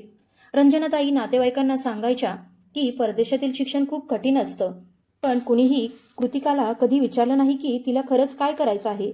सुखसुविधांनी तिला केवळ स्वातंत्र्य दिलं नव्हतं, तर तिच्या ध्येयापासून दूरही नेलं होतं. आर्या कधी कधी कृतिकाची छायाचित्र पाहायची, पण लगेच दूरध्वनी बाजूला ठेवायची. तिला आता समजू लागलं होतं की मुलांना स्वतःची स्वप्न निवडण्याचा अधिकार नसेल तर संपत्ती ही कैद बनू शकते. पहिल्या वर्षाच्या परीक्षांनी तिच्या मनातील जुनी भीती पुन्हा जागी केली. विषयांची भाषा कठीण होती आणि अपुऱ्या झोपेमुळे शरीर थकलं होतं. परीक्षेच्या आठवडाभर आधी तिला ताप आला. प्राजक्ताने सांगितलं, तू डॉक्टरांकडे जा. त्यावर आर्या हसून म्हणाली, मी डॉक्टर होण्यासाठी आले आहे, रुग्ण होण्यासाठी नाही. पण त्या रात्री ती तापाने थरथरत होती. मृणालने औषधं आणून दिली आणि प्राजक्ताने आपले टिपण तिच्यासोबत वाटून घेतले. आर्याला वाटायचं की श्रीमंत घरातील मुलींमध्ये अहंकार असेल, पण त्या दोघींनी तिला दाखवून दिलं की माणुसकी प्रत्येक ठिकाणी असते. निकाल लागला तेव्हा आर्याने संपूर्ण तुकडीत प्रथम क्रमांक मिळवला. डॉक्टर राघव देशमुख यांनी तिचं विशेष कौतुक केलं नाही. त्यांनी फक्त एवढंच म्हटलं, पुढच्या वर्षी अजून जास्त मेहनत घ्यावी लागेल. प्राजक्ताने तिचं अभिनंदन केलं. मृणालने तिच्या पाठीवर थाप मारली. पण त्याच संध्याकाळी नितीनचा दूरध्वनी आला. तेव्हा तिचा आनंद अश्रूंमध्ये बदलला. नितीन म्हणाले, आज सुमन जिवंत असती तर संपूर्ण वस्तीमध्ये प्रसाद वाटला असता. वर्षामागून वर्ष सरत गेली आणि आर्या अधिक परिपक्व होत गेली. तिच्या डोळ्यांतील झोप कमी होत गेली, पण विचारांची खोली वाढत गेली. तिने रुग्णालयात मृत्यू पाहिला, गरिबांची वेदना पाहिली. डॉक्टर राघव देशमुख नेहमी म्हणायचे, डॉक्टर देव नसतो, पण निष्काळजीपणामुळे तो निर्दयी ठरू शकतो. थकणं स्वाभाविक आहे, पण निष्काळजी होणं अक्षम्य आहे. आर्याने हे शब्द मनात कायमचे करून ठेवले. आता ती रुग्णालयात रुग्णांची तपासणी करू लागली होती. एकेकाळी तिची थट्टा करणारे लोक आता आपले अहवाल घेऊन तिच्याकडे येत आणि म्हणत, आर्याबाई, जरा डॉक्टरांना विचारून सांगशील का? पण नितीनने कधीच कोणाविषयी कटुता बाळगली नाही. ते लोकांचे अहवाल पुढे पाठवत आणि फक्त एवढंच सांगत, औषधं वेळेवर घ्या. त्यांच्या मनात एकच विचार असायचा, कर्माचं चक्र खूप शांत असतं, ते गोंधळ घालत नाही. पण एक दिवस माणसाला त्याच ठिकाणी आणून उभं करतं जिथे त्याने कधीतरी दुसऱ्याला कमी लेखलं होतं. सुट्ट्यांमध्ये आर्या घरी आली की नितीन लहान मुलासारखे आनंदी व्हायचे, पण आर्याला त्यांच्या प्रकृतीची चिंता सतत वाटत राहायची. ती त्यांचा रक्तदाब तपासायची, औषधं द्यायची आणि रागावत म्हणायची, थोडं कमी काम करा. नितीन हसून म्हणायचे, माझी डॉक्टर मुलगी आली आहे ना, आता मी बरा होणार. पण रात्री त्यांना खोकल्याचा त्रास वाढला की आर्याच्या डोळ्यात पाणी यायचं. तिला जाणवायचं की काळ कोणाच्याही पदवीची वाट पाहत नाही. अंतिम वर्षात एक अत्यंत गुंतागुंतीचा रुग्ण आला. आर्याने वेळेत काही महत्त्वाच्या लक्षणांकडे लक्ष वेधलं. त्यामुळे वरिष्ठ डॉक्टरांनी तातडीने उपचार सुरू केले आणि त्या रुग्णाचा जीव वाचला. त्यावेळी डॉक्टर राघव देशमुख सर्वांसमोर म्हणाले, एक चांगला डॉक्टर यंत्रांपेक्षा आधी माणसाला वाचवतो. हे ऐकून आर्याला वाटलं की अनेक वर्षांची उपासमार, कंदिलाचा थरथरणारा प्रकाश, वडिलांच्या फाटलेल्या चपला आणि आईचा शेवटचा श्वास हे सगळं त्या एका वाक्यात सामावलं आहे. पदवीदानाचा दिवस उजाडला. आर्याने पांढरा कोट परिधान केला. मंचावर तिचं नाव पुकारलं गेलं तेव्हा टाळ्यांचा कडकडाट झाला. पण त्या क्षणी तिला सभागृहातील आवाज स्पष्ट ऐकू येत नव्हता. तिची नजर फक्त एका व्यक्तीला शोधत होती. प्रेक्षकांमध्ये नितीन बसले होते. साधा कुर्ता, पायजमा, हातात काठी आणि डोळ्यात अथांग अभिमान. ते पहिल्यांदाच दिल्लीला आले होते. आर्याने प्रमाणपत्र स्वीकारलं आणि तिची नजर थेट वडिलांवर स्थिरावली. त्या क्षणी ती मनोमन देवाचे आणि आईचे आभार मानत होती. आर्या मंचावरून खाली उतरली आणि सरळ नितीन यांच्या गळ्यात जाऊन पडली. सभागृहातील सर्वजण ते दृश्य पाहत होते. नितीन यांनी थरथरणाऱ्या हाताने तिच्या डोक्यावर हात ठेवला. त्यांच्या डोळ्यात अहंकार नव्हता, फक्त समाधान आणि अभिमान होता. आर्याला ठाऊक होतं की हे प्रमाणपत्र फक्त तिचं नाही, तिच्या दुःखात सहभागी झालेल्या आणि तिला आशीर्वाद देणाऱ्या प्रत्येक व्यक्तीचं ते यश होतं. कार्यक्रमानंतर डॉक्टर राघव देशमुख यांनी तिला वेगळं बोलावलं आणि म्हणाले, तू पुढे हृदयरोगशास्त्रात विशेष प्रशिक्षण घ्यायला हवं. हा प्रवास कठीण आहे, खूप वेळ आणि मेहनत लागेल, पण तुझी ओढ त्याच दिशेने आहे. आर्याने नितीनकडे पाहिलं. त्यांनी काही न ऐकता तिच्या मनातील विचार ओळखला आणि शांतपणे मान डोलावली. आर्याला माहीत होतं की ध्येय जितकं मोठं असेल तितका संघर्षही मोठा असणार होता. पण आता ती एकटी नव्हती. डॉक्टर आर्या नितीन चौधरी हे नाव आता रुग्णालयाच्या दालनात आदराने घेतलं जाऊ लागलं होतं. तरीही तिच्या मनात तीच जुनी मुलगी जिवंत होती, जी कंदिलाच्या प्रकाशात बसून अभ्यास करायची. तिने पुढील प्रशिक्षणाला सुरुवात केली. ड्युटीचे तास लांब होते, रात्री छोट्या होत्या, पण एखादा गरीब रुग्ण बरा होऊन मनापासून धन्यवाद देत असे तेव्हा तिच्या आत्म्याला खऱ्या अर्थाने समाधान मिळायचं. आर्याने नितीन यांच्यासाठी एक छोटं दुकान सुरू करून दिलं. चहाची टपरी बंद केली आणि त्यांच्या नियमित औषधांची व्यवस्था केली. त्यांनी सुरुवातीला विरोध केला. रिकामं बसलं की माणूस अधिक म्हातारा होतो, ते म्हणाले. पण आर्याने प्रेमाने समजावलं, आधी तुमच्या प्रकृतीची काळजी घ्या. वस्तीतील लोक आता तिला डॉक्टरबाई म्हणून हाक मारू लागले होते. हे ऐकून नितीन यांना अपार आनंद व्हायचा. अनेक जण म्हणायचे, दादा तुमची मुलगी खूप नशीबवान निघाली. पण नितीन जाणून होते की हे नशिबाचं नव्हे तर तिच्या कठोर परिश्रमांचं आणि सुमनच्या शेवटच्या इच्छेचं फळ होतं. दुसरीकडे शशिकांत चौधरी यांच्या घरातील वैभव हळूहळू फिकट होऊ लागलं होतं. दागिन्यांचा व्यवसाय बाहेरून अजूनही भव्य दिसत होता, पण आतून कर्ज, चुकीच्या गुंतवणुका आणि कर विभागाच्या चौकशीमुळे पाया हादरला होता. शशिकांत यांनी आयुष्यभर प्रतिष्ठेला सर्वात मोठं स्थान दिलं होतं. त्यामुळे संकट आलं तेव्हा त्यांनी वास्तव स्वीकारण्याऐवजी आणखी कर्ज घेतलं. जे नातेवाईक कधी काळी त्यांच्या मेजवान्यांमध्ये मान झुकवून बसायचे, ते आता त्यांचे दूरध्वनी सुद्धा उचलत नव्हते. कृतिका परदेशातून परत आली होती, पण तिच्यासोबत यश नव्हतं तर पराभव होता. तिचा अभ्यासक्रम पूर्ण झाला नव्हता, खर्च वाढले होते आणि आत्मविश्वास कसला होता. शशिकांत तिला रागवायचे आणि म्हणायचे, तू घराची मान खाली घातलीस. रंजनाताई रडत म्हणायच्या, माझ्या मुलीला कुणाची तरी नजर लागली. पण कुणालाही हे समजलं नाही की कृतिकाने कधी स्वतःचा मार्ग निवडलाच नव्हता. ती अनेकदा खोलीत एकटी बसून राहायची. सामाजिक माध्यमांवरील चमकदार छायाचित्र नाहीशी झाली होती आणि आरशात ती स्वतःलाच शोधत होती. जी मुलगी कधी काळी आर्यावर हसायची, तिच्या त्या हसण्याचंच ओझं आता तिच्या मनावर होतं. रंजनाताईंची प्रकृतीही खालावू लागली. उच्च रक्तदाब, चिंता आणि नैराश्य यांनी त्यांना ग्रासलं. तरीही त्या डॉक्टरांकडे जाण्यास घाबरत होत्या. त्यांना वाटायचं की आजार मान्य करणं म्हणजे कमजोरी स्वीकारणं. एके दिवशी त्यांनी लक्ष्मी मातेकडे दिवा लावला आणि प्रार्थना केली, आमच्या घराची प्रतिष्ठा वाचवा. पण माणूस जे कर्म पेरतो त्याचं फळ केवळ घटनांमधूनच नाही तर मनातील अस्वस्थतेतूनही परत येतं. आर्याला या सगळ्या गोष्टींची थोडीफार माहिती मिळत होती. शेजारी दूरध्वनीवरून सांगायचे की आता त्या घरात पूर्वीसारखं वैभव राहिलेलं नाही, पण तिला त्यातून कोणताही आनंद मिळत नव्हता. तिने अपमान खूप मागे सोडला होता. एका पावसाळी संध्याकाळी ती रुग्णालयात आपत्कालीन विभागात ड्युटीवर होती. बाहेर विजांचा कडकडाट सुरू होता. आत यंत्रांचे आवाज, स्ट्रेचरची हालचाल आणि नातेवाईकांची घाबरलेली धावपळ सुरू होती. आर्या 24 तासांपेक्षा जास्त वेळ जागी होती. तरी तिचं लक्ष पूर्णपणे कामावर केंद्रित होतं. तेवढ्यात एक स्ट्रेचर वेगाने आत आणण्यात आलं. परिचारिका मोठ्याने म्हणाली, छातीत तीव्र वेदना आहेत, श्वास घ्यायला त्रास होतो आहे, वय 60 वर्ष. आर्याने हातमोजे घातले आणि रुग्णाकडे धाव घेतली, पण पुढच्या क्षणी तिचा हात हवेतच थांबला.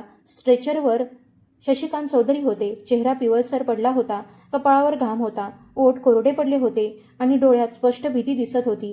त्यांच्यासोबत रंजना आणि कृतिकाही होत्या. दोघींची अवस्था विस्कटलेली होती. पावसामुळे त्या पूर्ण भिजल्या होत्या आणि प्रचंड घाबरलेल्या दिसत होत्या. रंजना यांनी डॉक्टरांकडे पाहिलं आणि आर्याला ओळखताच काही क्षण त्या शब्द सरपल्या. त्यांच्या चेहऱ्यावर लाज आणि भीती एकाच वेळी उमटली. शशिकांत अर्धवट शुद्धीत होते, पण आर्याचं नाव कानावर पडताच त्यांच्या डोळ्यात क्षणभर जुना अधिकार आणि अहंकार चमकून गेला. मात्र वेदनांनी तो क्षणातच नाहीसा केला. माणूस मृत्यूच्या दाराशी पोहोचला की पद, पैसा आणि गर्व सगळं क्षणात विरघळून जातं. आर्याच्या मनातही जुन्या आठवणींची लाट उसळली. तिच्या वडिलांचा झालेला अपमान, तिच्या स्वप्नांची केलेली थट्टा, सगळं काही एका क्षणात डोळ्यांसमोर उभं राहिलं. पण त्याचवेळी तिला डॉक्टर राघव देशमुख यांचे शब्द आणि सुमनची शेवटची शिकवण आठवली. तिने परिचारिकेला शांतपणे सांगितलं, ताबडतोब ऑक्सिजन लावा, रक्तदाब तपासा आणि हृदयाशी संबंधित तपासण्यांसाठी नमुने पाठवा. तिचा आवाज पूर्णपणे स्थिर होता. रंजना यांनी हात जोडत विनवणी केली, आर्या, त्यांना वाचव. पण आर्याने त्यांच्याकडे पाहिलंही नाही, कारण त्या क्षणी ती नातेवाईक नव्हती, ती डॉक्टर होती. तपासणीनंतर गंभीर हृदयविकाराचा झटका आल्याचं स्पष्ट झालं. शशिकांत यांच्या धमन्यांमध्ये धोकादायक अडथळे निर्माण झाले होते आणि वेळ खूप कमी होता. डॉक्टर राघव देशमुख यांना बोलावण्यात आलं. त्यांनी अहवाल पाहिला आणि गंभीर स्वरात म्हणाले, निर्णय तात्काळ घ्यावा लागेल. त्यांना ताबडतोब उपचार कक्षात न्यावं लागेल. रंजना यांनी थरथरणाऱ्या हातांनी कागदांवर सही केली आणि विचारलं, धोका किती आहे डॉक्टर? डॉक्टर राघव देशमुख स्पष्टपणे म्हणाले, धोका खूप मोठा आहे, पण उशीर करणं त्याहून मोठा धोका ठरेल. कृतिका भिंतीला टेकून उभी होती. अनेक वर्षांचा ऐश्वर्याचा आधार जणू तिच्या हातातून निसटत होता. उपचारांची तयारी सुरू असताना आर्याने शशिकांत यांचा हात धरला. ते पूर्ण शुद्धीत नव्हते, पण त्यांचे डोळे उघडे होते. त्यांनी आर्याकडे पाहिलं. ओठ हलले, पण शब्द बाहेर पडले नाहीत. आर्या शांतपणे म्हणाली, काही बोलू नका, फक्त श्वासावर लक्ष द्या. तिच्या मनातली छोटी मुलगी ओरडून सांगू इच्छित होती की तुम्ही माझ्या बाबांना रडवलं होतं, पण डॉक्टर आर्याने त्या मुलीला मनाच्या मागे उभं केलं. तिच्या आयुष्यातील ही सर्वात कठीण परीक्षा होती. मॉनिटरवरील रेषा सतत बदलत होत्या. संपूर्ण वैद्यकीय पथक वेगाने काम करत होतं. डॉक्टर राघव देशमुख प्रक्रिया सांभाळत होते आणि आर्या त्यांना मदत करत होती. अचानक एक क्षण असा आला की शशिकांत यांचा रक्तदाब झपाट्याने खाली घसरला. संपूर्ण खोलीत तणाव पसरला. आर्याने क्षणाचाही विलंब न लावता परिस्थिती ओळखली, आवश्यक औषधांची योग्य मात्रा निश्चित केली आणि पुढील तयारी सुरू केली. डॉक्टर राघव देशमुख तिच्याकडे न पाहताच म्हणाले, अगदी योग्य. त्या संकटाच्या क्षणी हे एक वाक्य तिच्यासाठी आशेचा किरण ठरलं. बाहेर प्रतीक्षागृहात रंजना जमिनीवर बसून रडत होत्या. ह्याच त्या स्त्री होत्या ज्या कधी काळी म्हणायच्या की मोठी स्वप्न फक्त श्रीमंतांनाच शोभतात. आज त्यांचं संपूर्ण वैभव एका गरीब भावाच्या मुलीने दिलेल्या जीवनदानापेक्षा क्षुल्लक वाटत होतं. कृतिका त्यांच्या शेजारी बसली होती, पण तिच्याकडे धीर देण्यासाठी शब्द नव्हते.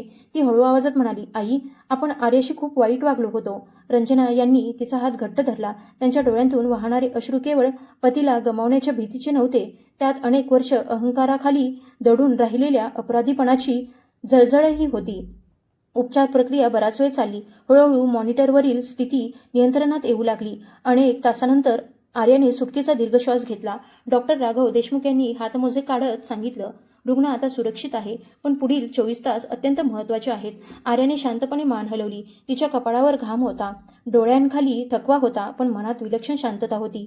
तिने कोणत्याही शत्रूवर विजय मिळवला नव्हता. तिने स्वतःच्या मनातील सूड भावनेवर विजय मिळवला होता आणि तोच सर्वात मोठा विजय असतो. अशा विजयासाठी टाळ्यांचा कडकडाट होत नाही, पण आत्मा मात्र त्याचा साक्षीदार असतो. शशिकांत यांचा जीव वाचल्याचं कळताच रंजना आणि कृतिका दोघीही अश्रूंनी भरून आल्या. रंजना आर्याच्या पायांशी वाकू लागल्या, पण आर्याने लगेच त्यांना सावरलं. असं करू नका, मी फक्त माझं कर्तव्य पार पाडलं आहे. रंजना अश्रूंनी भरलेल्या आवाजात म्हणाल्या, आर्या, आम्ही तुला खूप दुःख दिलं. त्यानंतर त्या काही क्षण शांत राहिल्या. त्यांच्या डोळ्यांसमोर मागील अनेक वर्षांच्या आठवणी फिरू लागल्या. कृतिका हळू आवाजात म्हणाली, मी तुझी थट्टा केली होती. मला वाटायचं पैसा म्हणजेच सगळं काही, पण आज समजलं की माझ्याकडे खूप काही होतं, तरी माझ्याकडे योग्य ध्येय नव्हतं. आर्याने पहिल्यांदाच तिच्या चेहऱ्यावर खराखुरा पश्चाताप पाहिला. ती शांतपणे म्हणाली, प्रत्येक माणसाला स्वतःचा मार्ग उशिरा का होईना सापडू शकतो, जर त्याने सत्यापासून पळणं सोडलं तर. हे ऐकून कृतिका रडू लागली. आर्याने हलकेच तिच्या खांद्यावर हात ठेवला आणि म्हणाली, नाती कधी कधी रक्ताच्या नात्यांमुळे नव्हे तर पश्चाताप आणि क्षमा यांच्या दरम्यान पुन्हा जन्म घेतात. रात्रीच्या शेवटच्या प्रहरी शशिकांत अतिदक्षता विभागात होते. यंत्रांचा मंद आवाज सुरू होता. आर्या काचेच्या पलीकडून त्यांच्याकडे पाहत उभी होती. तिला आठवलं, एकेकाळी ती याच माणसाच्या घरात कुटुंबाच्या छायाचित्रात सर्वात मागे उभी राहत होती. आज तोच माणूस जीवन आणि मृत्यूच्या सीमेरेषेवर उभा होता आणि त्याचं आयुष्य तिच्या निर्णयांवर अवलंबून होतं. कर्माचे हे चक्र तिला क्रोधाचं नव्हे तर शिकवणीचं वाटलं. जीवन आधी माणसाला आरसा दाखवतं आणि नंतर धडा शिकवतं, आणि जर कोणी त्या आरशात स्वतःला पाहून बदलला तर तीच कदाचित ईश्वराची सर्वात मोठी कृपा असते.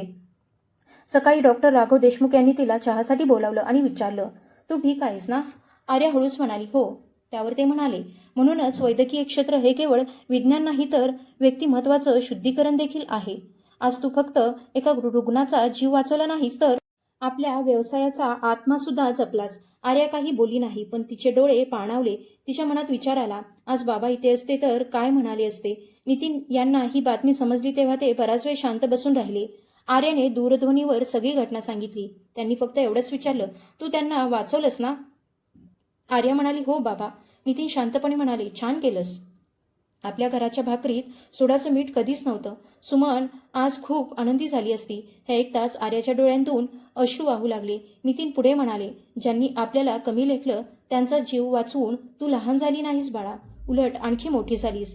शशिकांत हळूहळू शुद्धीवर येऊ लागले. आधी त्यांना वेदना जाणवल्या, मग रुग्णालय आणि नंतर आर्याचा चेहरा दिसला. त्यांनी काही बोलण्याचा प्रयत्न केला, पण परिचारिकेने त्यांना थांबवलं. तपासणीसाठी आर्या आली तेव्हा ते तिच्याकडे शांतपणे पाहत राहिले. त्यांच्या डोळ्यात प्रथमच कठोरता नव्हती. अनेक वर्ष पैशांच्या गर्वामागे लपलेला अहंकार नाहीसा झाला होता. त्या जागी भीती, लाज आणि कृतज्ञता दिसत होती. त्यांनी कागद मागितला आणि थरथरणाऱ्या हाताने लिहिलं, मला माफ कर बाळा. आर्याने तो कागद वाचला, काही क्षण त्यांच्याकडे पाहिलं आणि शांतपणे म्हणाली, आधी तुम्ही पूर्ण बरे व्हा. क्षमेपेक्षा आरोग्य अधिक महत्वाचं आहे. रंजना रोज मंदिरातून प्रसाद आणायच्या. अतिदक्षता विभागाबाहेर तासनतास बसून राहायच्या. आता त्या परिचारिका, कर्मचारी आणि इतर सर्वांशी नम्रतेने बोलत होत्या. त्यांच्यातील गर्व पूर्णपणे नाहीसा झाला होता. अगदी सफाई कर्मचाऱ्यालाही त्या मनापासून धन्यवाद द्यायच्या. गरीब रुग्ण दिसला की त्यांची नजर खाली झुकायची. कदाचित पहिल्यांदाच त्यांनी रुग्णालयातील गर्दीतल्या चेहऱ्यांकडे उपेक्षेने नव्हे तर माणुसकीने पाहायला सुरुवात केली होती. कृतिकाने स्वयंसेवक कक्षात जाऊन रुग्णांचे अर्ज भरायला मदत करायला सुरुवात केली. सुरुवातीला तिला काहीच समजत नव्हतं, पण पहिल्यांदाच ती स्वतःला कुणासाठी उपयोगी असल्याची जाणीव अनुभवत होती. शशिकांत यांची प्रकृती स्थिर होऊ लागली, पण त्यांचा व्यवसाय अजूनही अडचणीत होता. रुग्णालयाच्या खाटेवर पडून त्यांना चौकशा, बंद होत असलेली खाती आणि कर्जांच्या बातम्या मिळत होत्या. आधी ते घाबरून जायचे, पण नंतर त्यांना आर्याचं एक वाक्य आठवायचं, जिवंत राहणं हीच सर्वात मोठी संधी असते. त्यांना रामचंद्र यांचा आवाज आठवला, व्यवहारात चातुर्य असावं पण अन्याय कधी करू नये. अनेक वर्षानंतर त्या शब्दांनी त्यांच्या मनाला टोचायला सुरुवात केली. त्यांना उमगलं की त्यांनी फक्त आपल्या भावाचा हक्क हिरावून घेतला नव्हता, त्यांनी केवळ आपल्या वडिलांच्या शिकवणीशीच नाही तर त्यांच्या विश्वासाशीही विश्वासघात केला होता. रुग्णालयातून सुट्टी मिळाल्याच्या दिवशी आर्याने शशिकांत यांना सविस्तर सूचना दिल्या. औषधांची यादी, आहाराची काळजी, चालण्याची वेळ, ताणतणावापासून दूर राहण्याचे मार्ग आणि नियमित तपासण्यांचं महत्त्व तिने शांतपणे समजावून सांगितलं. शशिकांत अत्यंत लक्षपूर्वक ऐकत होते. आयुष्यात पहिल्यांदाच ते कुणाचं बोलणं अहंकाराचा पडदा न आणता ऐकत होते. निघताना त्यांनी हळू आवाजात म्हटलं, आर्या, मी तुझ्या बाबांशी खूप अन्याय केला. आर्या शांतपणे म्हणाली, हे तुम्ही मला नाही त्यांनाच सांगायला हवं. शशिकांत यांनी मान खाली घातली. त्यांना जाणवलं की या शस्त्रक्रियेमुळे केवळ त्यांच्या धमन्यांतील अडथळे दूर झाले नाही तर मनात साचलेला अपराधाचाही भार हलका होऊ लागला आहे. त्या रात्री आर्याने सुमनचा फोटो हातात घेतला आणि मनोमन म्हटलं, आज मी त्या माणसाचा जीव वाचवला ज्याने आम्हाला रडवलं होतं. काही दिवसांनी शशिकांत घरी परतले, पण ते आता पूर्वीसारखे राहिले नव्हते. एकेकाळी संगमरवरी फरशीवर बसून इतरांची पात्रता मोजणारा माणूस आता प्रत्येक श्वासांचं मोल समजू लागला होता. औषधांच्या डब्या, वेळेवर जेवणं, रोज चालणं आणि आरोग्याची काळजी यांनी त्यांना जीवन किती नाजूक असतं हे शिकवलं होतं. भिंतींवर लावलेल्या व्यवसायातील यशाची छायाचित्र आता त्यांना अभिमान देत नव्हती. ती पाहताना ते विचार करायचे की आयुष्यभर त्यांनी सोन्याला चमक दिली, पण स्वतःचं मन मात्र मलिन ठेवलं. आजाराने त्यांचं शरीर कमकुवत केलं होतं, पण आत्म्याला जागं होण्याची संधी दिली होती. एका सकाळी त्यांनी रंजनाला सांगितलं की त्यांना नितीनला भेटायचं आहे. रंजना आश्चर्यचकित झाल्या, कारण या नावाशी त्यांच्या घरात नेहमीच उपेक्षा किंवा शांतता जोडलेली होती. कृतिकानेही हे ऐकलं आणि म्हणाली, बाबा तुम्ही नक्की जावं. तिच्या डोळ्यात आता दिखाऊ चमक नव्हती, तर समजूतदारपणा होता. शशिकांत यांना जाणवलं की मुलांना प्रतिष्ठा देण्याच्या नादात त्यांना नम्रतेपासून दूर ठेवलं होतं. तेही त्यांच्या चुकीचाच भाग होता. काही दिवसांनी शशिकांत यांची गाडी त्या अरुंद गल्लीत शिरली. शेजारी दारातून डोकावून पाहू लागले, कारण शशिकांत क्वचितच त्या भागात येत असत.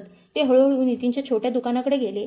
दुकानाच्या भिंतींवर सुमनचा फोटो आणि बाजूलाच पांढरा कोट घातलेल्या आर्याचं छायाचित्र लावलेलं होतं.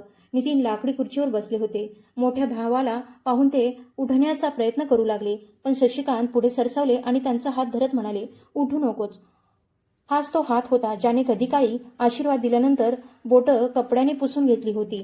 आज तोच हात नितीनच्या मेहनतीने काळवंडलेल्या तळहातांना धरून स्वतःच्या अपराधाचं ओझं अनुभवत होता. काही क्षण दोघेही शांत राहिले. अचानक शशिकांत नितीनच्या पायांकडे वाकले. नितीन घाबरले आणि त्यांना थांबवण्याचा प्रयत्न करू लागले, पण शशिकांत यांनी डोकं खाली झुकवलं आणि म्हणाले, मला माफ कर. मी तुझा हक्क हिरावून घेतला, तुझा सरळ स्वभावाचा फायदा घेतला, तुझ्या गरिबीला तुझी कमतरता समजलो आणि तुझ्या मुलीच्या स्वप्नांचा अपमान केला. रामचंद्र नेहमी म्हणायचे की कुणावरही अन्याय करू नका, पण मी तर माझ्याच भावावर अन्याय केला. पैसा आणि संपत्तीने मला मोठं नाही तर आंधळं केलं. नितीनच्या चेहऱ्यावर विजयाचा भाव नव्हता. जुन्या जखमा पुन्हा जागा झाल्या होत्या. बराच वेळ शांत राहिल्यानंतर ते म्हणाले, दादा तुम्ही जे केलं त्याचा त्रास मला झाला, पण त्याहून मोठा त्रास तेव्हा झाला जेव्हा तुम्ही आर्याच्या डोळ्यातलं स्वप्न पाहून ते लहान ठरवलं. माझा हिस्सा गेला, घर गेलं, त्याचं दुःख नव्हतं, पण जर माझ्या मुलीचं मन तुटलं असतं तर मी खऱ्या अर्थाने गरीब झालो असतो. हे शब्द ऐकून शशिकांत यांनी डोळे मिटले. हा निर्णय कोणत्याही न्यायालयाच्या निकालापेक्षा कठोर होता. त्यांनी आपल्या ब्रीफकेसमधून जुने कागद बाहेर काढले. मालमत्ता, दुकान, हिस्सा आणि बँकेची कागदपत्र नितीनसमोर ठेवत म्हणाले, मला सगळं योग्य करायचं आहे. जे तुझं होतं ते तुला परत द्यायचं आहे. नितीन काही क्षण त्या कागदांकडे पाहत राहिले. मग त्यांनी सुमनच्या छायाचित्राकडे नजर टाकली आणि शांतपणे म्हणाले, जे निघून गेलं ते तसंच परत येत नाही. मला हे काही नको आहे. माझं आयुष्य या मातीमध्येच गेलं. जर खरंच पश्चाताप असेल तर त्या मुलांसाठी काहीतरी करा ज्यांच्या स्वप्नांवर लोक पात्रतेचं कुलूप लावतात. आर्या एकटी पुढे आली, पण प्रत्येक मुलीला इतकी मोठी अग्निपरीक्षा का द्यावी लागावी? हे ऐकून शशिकांत यांच्या डोळ्यात एक वेगळी चमक उमटली. काही दिवसांनी आर्या घरी आली तेव्हा नितीन यांनी तिला या भेटीबद्दल सगळं सांगितलं. आर्या काही बोलली नाही, पण त्याच संध्याकाळी शशिकांत स्वतः तिला भेटायला आले. त्यांच्या हातात कोणतीही भेटवस्तू नव्हती, तर एक फाईल होती. ते म्हणाले, मला सुमनच्या नावाने एक शिष्यवृत्ती निधी सुरू करायचा आहे. गरीब विद्यार्थ्यांसाठी, विशेषतः अशा मुलींसाठी ज्यांना आपली स्वप्न पूर्ण करायची आहेत. पण हे काम तेव्हा करेन जेव्हा तू आणि नितीन याची जबाबदारी घ्याल. आर्याच्या डोळ्यात पाणी आलं. तिने फाईल उघडली, कागद वाचले आणि आनंदाने तिचा चेहरा उजळला. मग ती शांतपणे म्हणाली, हे दान नसावं, हा सन्मान असावा. मुलांना असं वाटता कामा नये की ते कुणाच्या कृपेवर शिकत आहेत. त्यांना सांगितलं पाहिजे की हा असा मार्ग आहे ज्यातून ते पुढे जाऊन समाजाची सेवा करतील. शशिकांत हळूच म्हणाले, तू बरोबर बोलतेस. आयुष्यभर मी देतानाही अहंकार मिसळला. आता नम्रपणे देणं शिकायचं आहे. दरम्यान कृतिकाही हळूहळू बदलत होती. परदेशातील अपूर्ण शिक्षणासाठी स्वतःला दोष देणं तिने थांबवलं होतं. ती आता सामुदायिक आरोग्य उपक्रमांच्या व्यवस्थापनात आर्याला मदत करू लागली. तिला पहिल्यांदाच जाणवलं की आयुष्याचं खरं मूल्य झगमगत्या छायाचित्रात नसून एखाद्या थकलेल्या चेहऱ्यावर दिलासा आणण्यात असतं. रंजना ही सुरुवातीला संकोचत होती, पण नंतर ती गरीब महिलांसाठी अन्न आणि औषधांची व्यवस्था करू लागली. तिच्यातील सगळे दोष एका दिवसात नाहीसे झाले नव्हते, कारण वर्षानुवर्षांच्या सवयी सहज बदलत नाहीत. पण जेव्हा जेव्हा एखादी आई आपल्या मुलीला घेऊन तिच्यासमोर यायची तेव्हा तिची नजर आपोआप खाली झुकायची. आर्याने ठरवलं की इथे एक मोफत हृदय तपासणी किंवा सल्ला केंद्र सुरू करायचं. त्याचं नाव ठेवलं सुमन हृदय सेवा केंद्र. उद्घाटनाच्या दिवशी कोणताही भव्य मंच नव्हता. दुकानाजवळील एक जुनी इमारत भाड्याने घेतली होती. छोट्याशा खोलीत तपासणीचं टेबल ठेवलं होतं आणि बाहेर तुळशीची कुंडी ठेवलेली होती. नितीन यांनी दारात नारळ फोडला. भास्करराव, विठ्ठलराव आणि इतर अनेक जण उपस्थित होते. सर्वांनी एकच गोष्ट सांगितली, सेवाच सर्वात मोठी पूजा आहे. आर्याने सुमनच्या छायाचित्रांसमोर दिवा लावला. जणू तिच्या अनेक वर्षांच्या तपश्चर्येला आज पूर्णत्व मिळालं होतं. पहिल्याच दिवशी अनेक रुग्ण आले. कुणी रिक्षाचालक, कुणी घरकाम करणारी महिला, कुणी वृद्ध शेतकरी, कुणी विधवा स्त्री.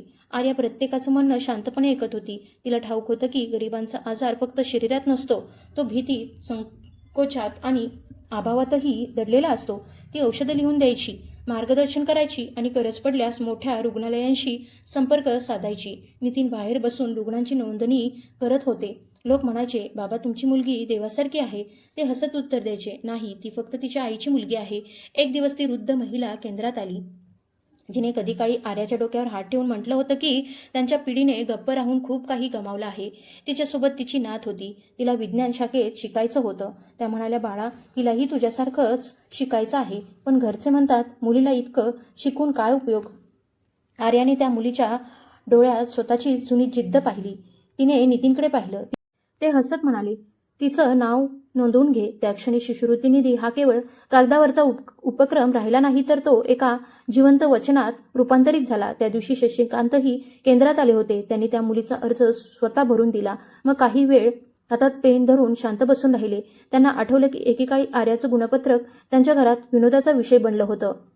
त्यांनी मुलीला विचारलं, तुला मोठं होऊन काय बनायचं आहे. ती घाबरत म्हणाली, डॉक्टर. शशिकांत त्यांच्या डोळ्यात पाणी आलं. ते म्हणाले, नक्की बनशील. आणि जर कुणी म्हणालं की हे स्वप्न तुझ्यासाठी खूप मोठं आहे, तर समजून घे की त्याच्या मनाच्या भिंतीच लहान आहेत. हे ऐकून आर्याच्या डोळ्यात आनंदाश्रू तरळले. अनेक वर्षानंतर पुन्हा एकदा संपूर्ण कुटुंब एकत्र जमलं. पण यावेळी जागा शशिकांत यांचा बंगला नव्हता. ते होतं सुमन हृदय सेवा केंद्राचं अंगण. बनारसी साड्या आणि सोन्याच्या दागिन्यांच्या चकमेसोबत आता पांढरे कोट, रुग्णांची कृतज्ञता आणि गरीब मुलांचं हसणंही होतं. नातेवाईक आले तेव्हा जुन्या आठवणी त्यांच्या मनात जाग्या झाल्या. काहींनी आर्याचं अभिनंदन केलं, काहींनी नितीनची माफी मागितली, काही जण शांत राहिले. पण यावेळी नितीन आणि आर्याला मागे उभं केलं गेलं नाही. कौटुंबिक छायाचित्रात नितीन मध्यभागी बसले होते. आर्या त्यांच्या शेजारी उभी होती आणि तिच्या हातात सुमनचं छायाचित्र होतं. छायाचित्रकाराने सांगितलं, सगळेजण हसा. त्या क्षणी आर्याला ते जुनं कौटुंबिक छायाचित्र आठवलं, ज्यात ती आणि नितीन सर्वात मागे उभे होते. जणू काही ते त्या चित्रावरचे डागच होते. पण आज कुणीही त्यांना मागे ढकललं नव्हतं. नितीन कॅमेऱ्याकडे पाहत होते, पण त्यांच्या डोळ्यांसमोर मात्र सुमनचा चेहरा तरळत होता. रंजनाने हळूच आर्याचा हात धरला. त्या स्पर्शात दया नव्हती, तर आपुलकी आणि प्रेम होतं. आर्यानेही तो हात दूर केला नाही. रात्री सगळेजण निघून गेल्यानंतर नितीन केंद्राबाहेरच्या लाकडी खुर्चीवर बसले होते. हवेत मंद सुगंध दरवळत होता. मंदिरातून आरतीचा आवाज ऐकू येत होता. आर्याने विचारले, पापा, थकलात का. नितीन हसत म्हणाले, नाही ग, आज मन खूप हलकं झालं आहे. काही क्षण ते आकाशाकडे पाहत राहिले. मग म्हणाले, बाळा, त्या दिवशी त्यांनी तुझी टिंगल करून तुला कमी लेखलं होतं, तेव्हा मी आतून पूर्ण तुटलो होतो. पण आज समजलं की कधी कधी अपमान हा मातीखाली दडलेला बीज असतो. त्याला अश्रूंचं पाणी मिळालं की त्याचं मोठ्या वृक्षात रूपांतर होतं. आर्याने वडिलांचा हात हातात घेतला आणि म्हणाली, त्या रात्री तुम्ही मला धीर दिला नसता तर मी इथपर्यंत पोहोचलेच नसते. नितीन मान हलवत म्हणाले, मी काहीच केलं नाही, फक्त तुझ्या आईला दिलेलं वचन पाळलं. खरी हिंमत तर तू दाखवलीस. आर्याच्या डोळ्यातून अश्रू वाहू लागले. तिला जाणवलं की तिचं यश ही एका दिवसाची कमाई नव्हती, ती असंख्य त्यागांची माळ होती. त्या माळेतील प्रत्येक मणी एखाद्या उपाशी रात्रीचा, विकलेल्या पैंजणांचा, दडवलेल्या खोकल्याचा आणि आईच्या आशीर्वादाचा होता. काही महिन्यांनी शिष्यवृत्ती योजनेतील विद्यार्थ्यांचा सत्कार करण्यात आला. मंच लहान होता, पण भावना मोठी होती. 5 मुली आणि 5 मुलं, सर्व गरीब कुटुंबातील, वैद्यकीय प्रवेश परीक्षेच्या तयारीसाठी मदत घेत होती. शशिकांत मंचावर उभे राहून म्हणाले, मला आयुष्यात खूप उशिरा कळलं की संपत्तीचं खरं काम म्हणजे मार्ग तयार करणं, भिंती उभारणं नाही. त्यांचे शब्द ऐकून अनेक जण स्तब्ध झाले. नितीन टाळ्या वाजवत होते. आर्या विद्यार्थ्यांना म्हणाली, आम्ही तुम्हाला दयेपोटी मदत करत नाही, आम्हाला तुमच्यावर विश्वास आहे. तुमचं यश ही आमची आशा आहे. शशिकांत आणि नितीन पुन्हा पूर्वीसारखे भाऊ कधीच बनू शकले नाहीत, कारण तुटलेला विश्वास पुन्हा तसाच जुळत नाही. तरीही त्यांच्या संवाद सुरू झाला होता. शशिकांत जेव्हा केंद्रात यायचे तेव्हा नितीन त्यांना चहासाठी विचारायचे. कधी दोघे रामचंद्र यांच्या आठवणी काढायचे, कधी बालपणाबद्दल बोलायचे, तर कधी शांत बसून राहायचे. आर्याने आपल्या कार्याचा विस्तार केला. महिन्यातून एकदा ती गावोगावी जाऊन हृदय तपासणी शिबिर भरवू लागली. पंचायत भवनात बसून ती लोकांचा रक्तदाब तपासायची, आजारांची माहिती द्यायची आणि मुलांना शिक्षणासाठी प्रेरित करायची. अनेक जण तिला फी किती विचारायचे. ती फक्त हसून उत्तर द्यायची. पण तिला ठाऊक होतं की सेवेलाही योग्य व्यवस्था लागते. म्हणूनच तिने प्रशिक्षित सहकाऱ्यांची एक टीम तयार केली. ही डॉक्टर राघव देशमुख यांची शिकवण आणि साथ दोन्ही होती. 1 वर्षानंतर सुमनच्या पुण्यस्मरण दिनी केंद्रात विशेष कार्यक्रम आयोजित करण्यात आला. नितीन सुमनच्या छायाचित्रासमोर उभे राहून म्हणाले, तुझं वचन पूर्ण झालं. आता पैशांअभावी एखादी आई दवाखान्याच्या दारातून परत फिरत नाही. आपली मुलगी तिला थांबवते. आर्याने डोळे मिटले. तिला वाटलं जणू आईचं हसू त्या छायाचित्रातून उतरून संपूर्ण खोलीत पसरलं आहे. त्या रात्री आर्या तिची जुनी डायरी चाळत बसली होती. पहिल्या पानावर अजूनही लिहिलं होतं, डॉक्टर आर्या नितीन चौधरी. ती अक्षर बालिश होती, पण निर्धाराने भरलेली होती. तिने त्या पानांवरून हात फिरवला आणि मनात विचार केला, आज जर ती लहान आर्या तिच्यासमोर आली असती तर तिला मिठी मारून एवढंच सांगितलं असतं, रडणं ही कमजोरी नाही, पण रडून थांबून जाऊ नकोस. तेवढ्यात नितीन यांना खोकला आला. आर्याने लगेच पाणी दिलं, औषध दिलं आणि रागवल्यासारखी म्हणाली, पुन्हा वेळेवर औषधं घ्यायला विसरलात ना? नितीन हसून म्हणाले, अगं, घरात डॉक्टर असली की रुग्ण थोडा निष्काळजी होतोच. या संपूर्ण प्रवासाने आर्याला शिकवलं की गरिबी म्हणजे केवळ अभाव नसतो, ती समाजाने लादलेली एक मानसिक चौकटही असते. एक करुणा, शिक्षण आणि धैर्य यांच्या बळावर त्या चौकटीला मोडता येतं. प्रत्येकाने या प्रवासातून आपापला धडा शिकला होता. ज्या कुटुंबाने कधीकाळी म्हटलं होतं की मोठी स्वप्न ही श्रीमंतांसाठी असतात, त्याच कुटुंबाने आता गरजू मुलांसाठी स्वप्नांची दारं उघडी केली होती. धन्यवाद.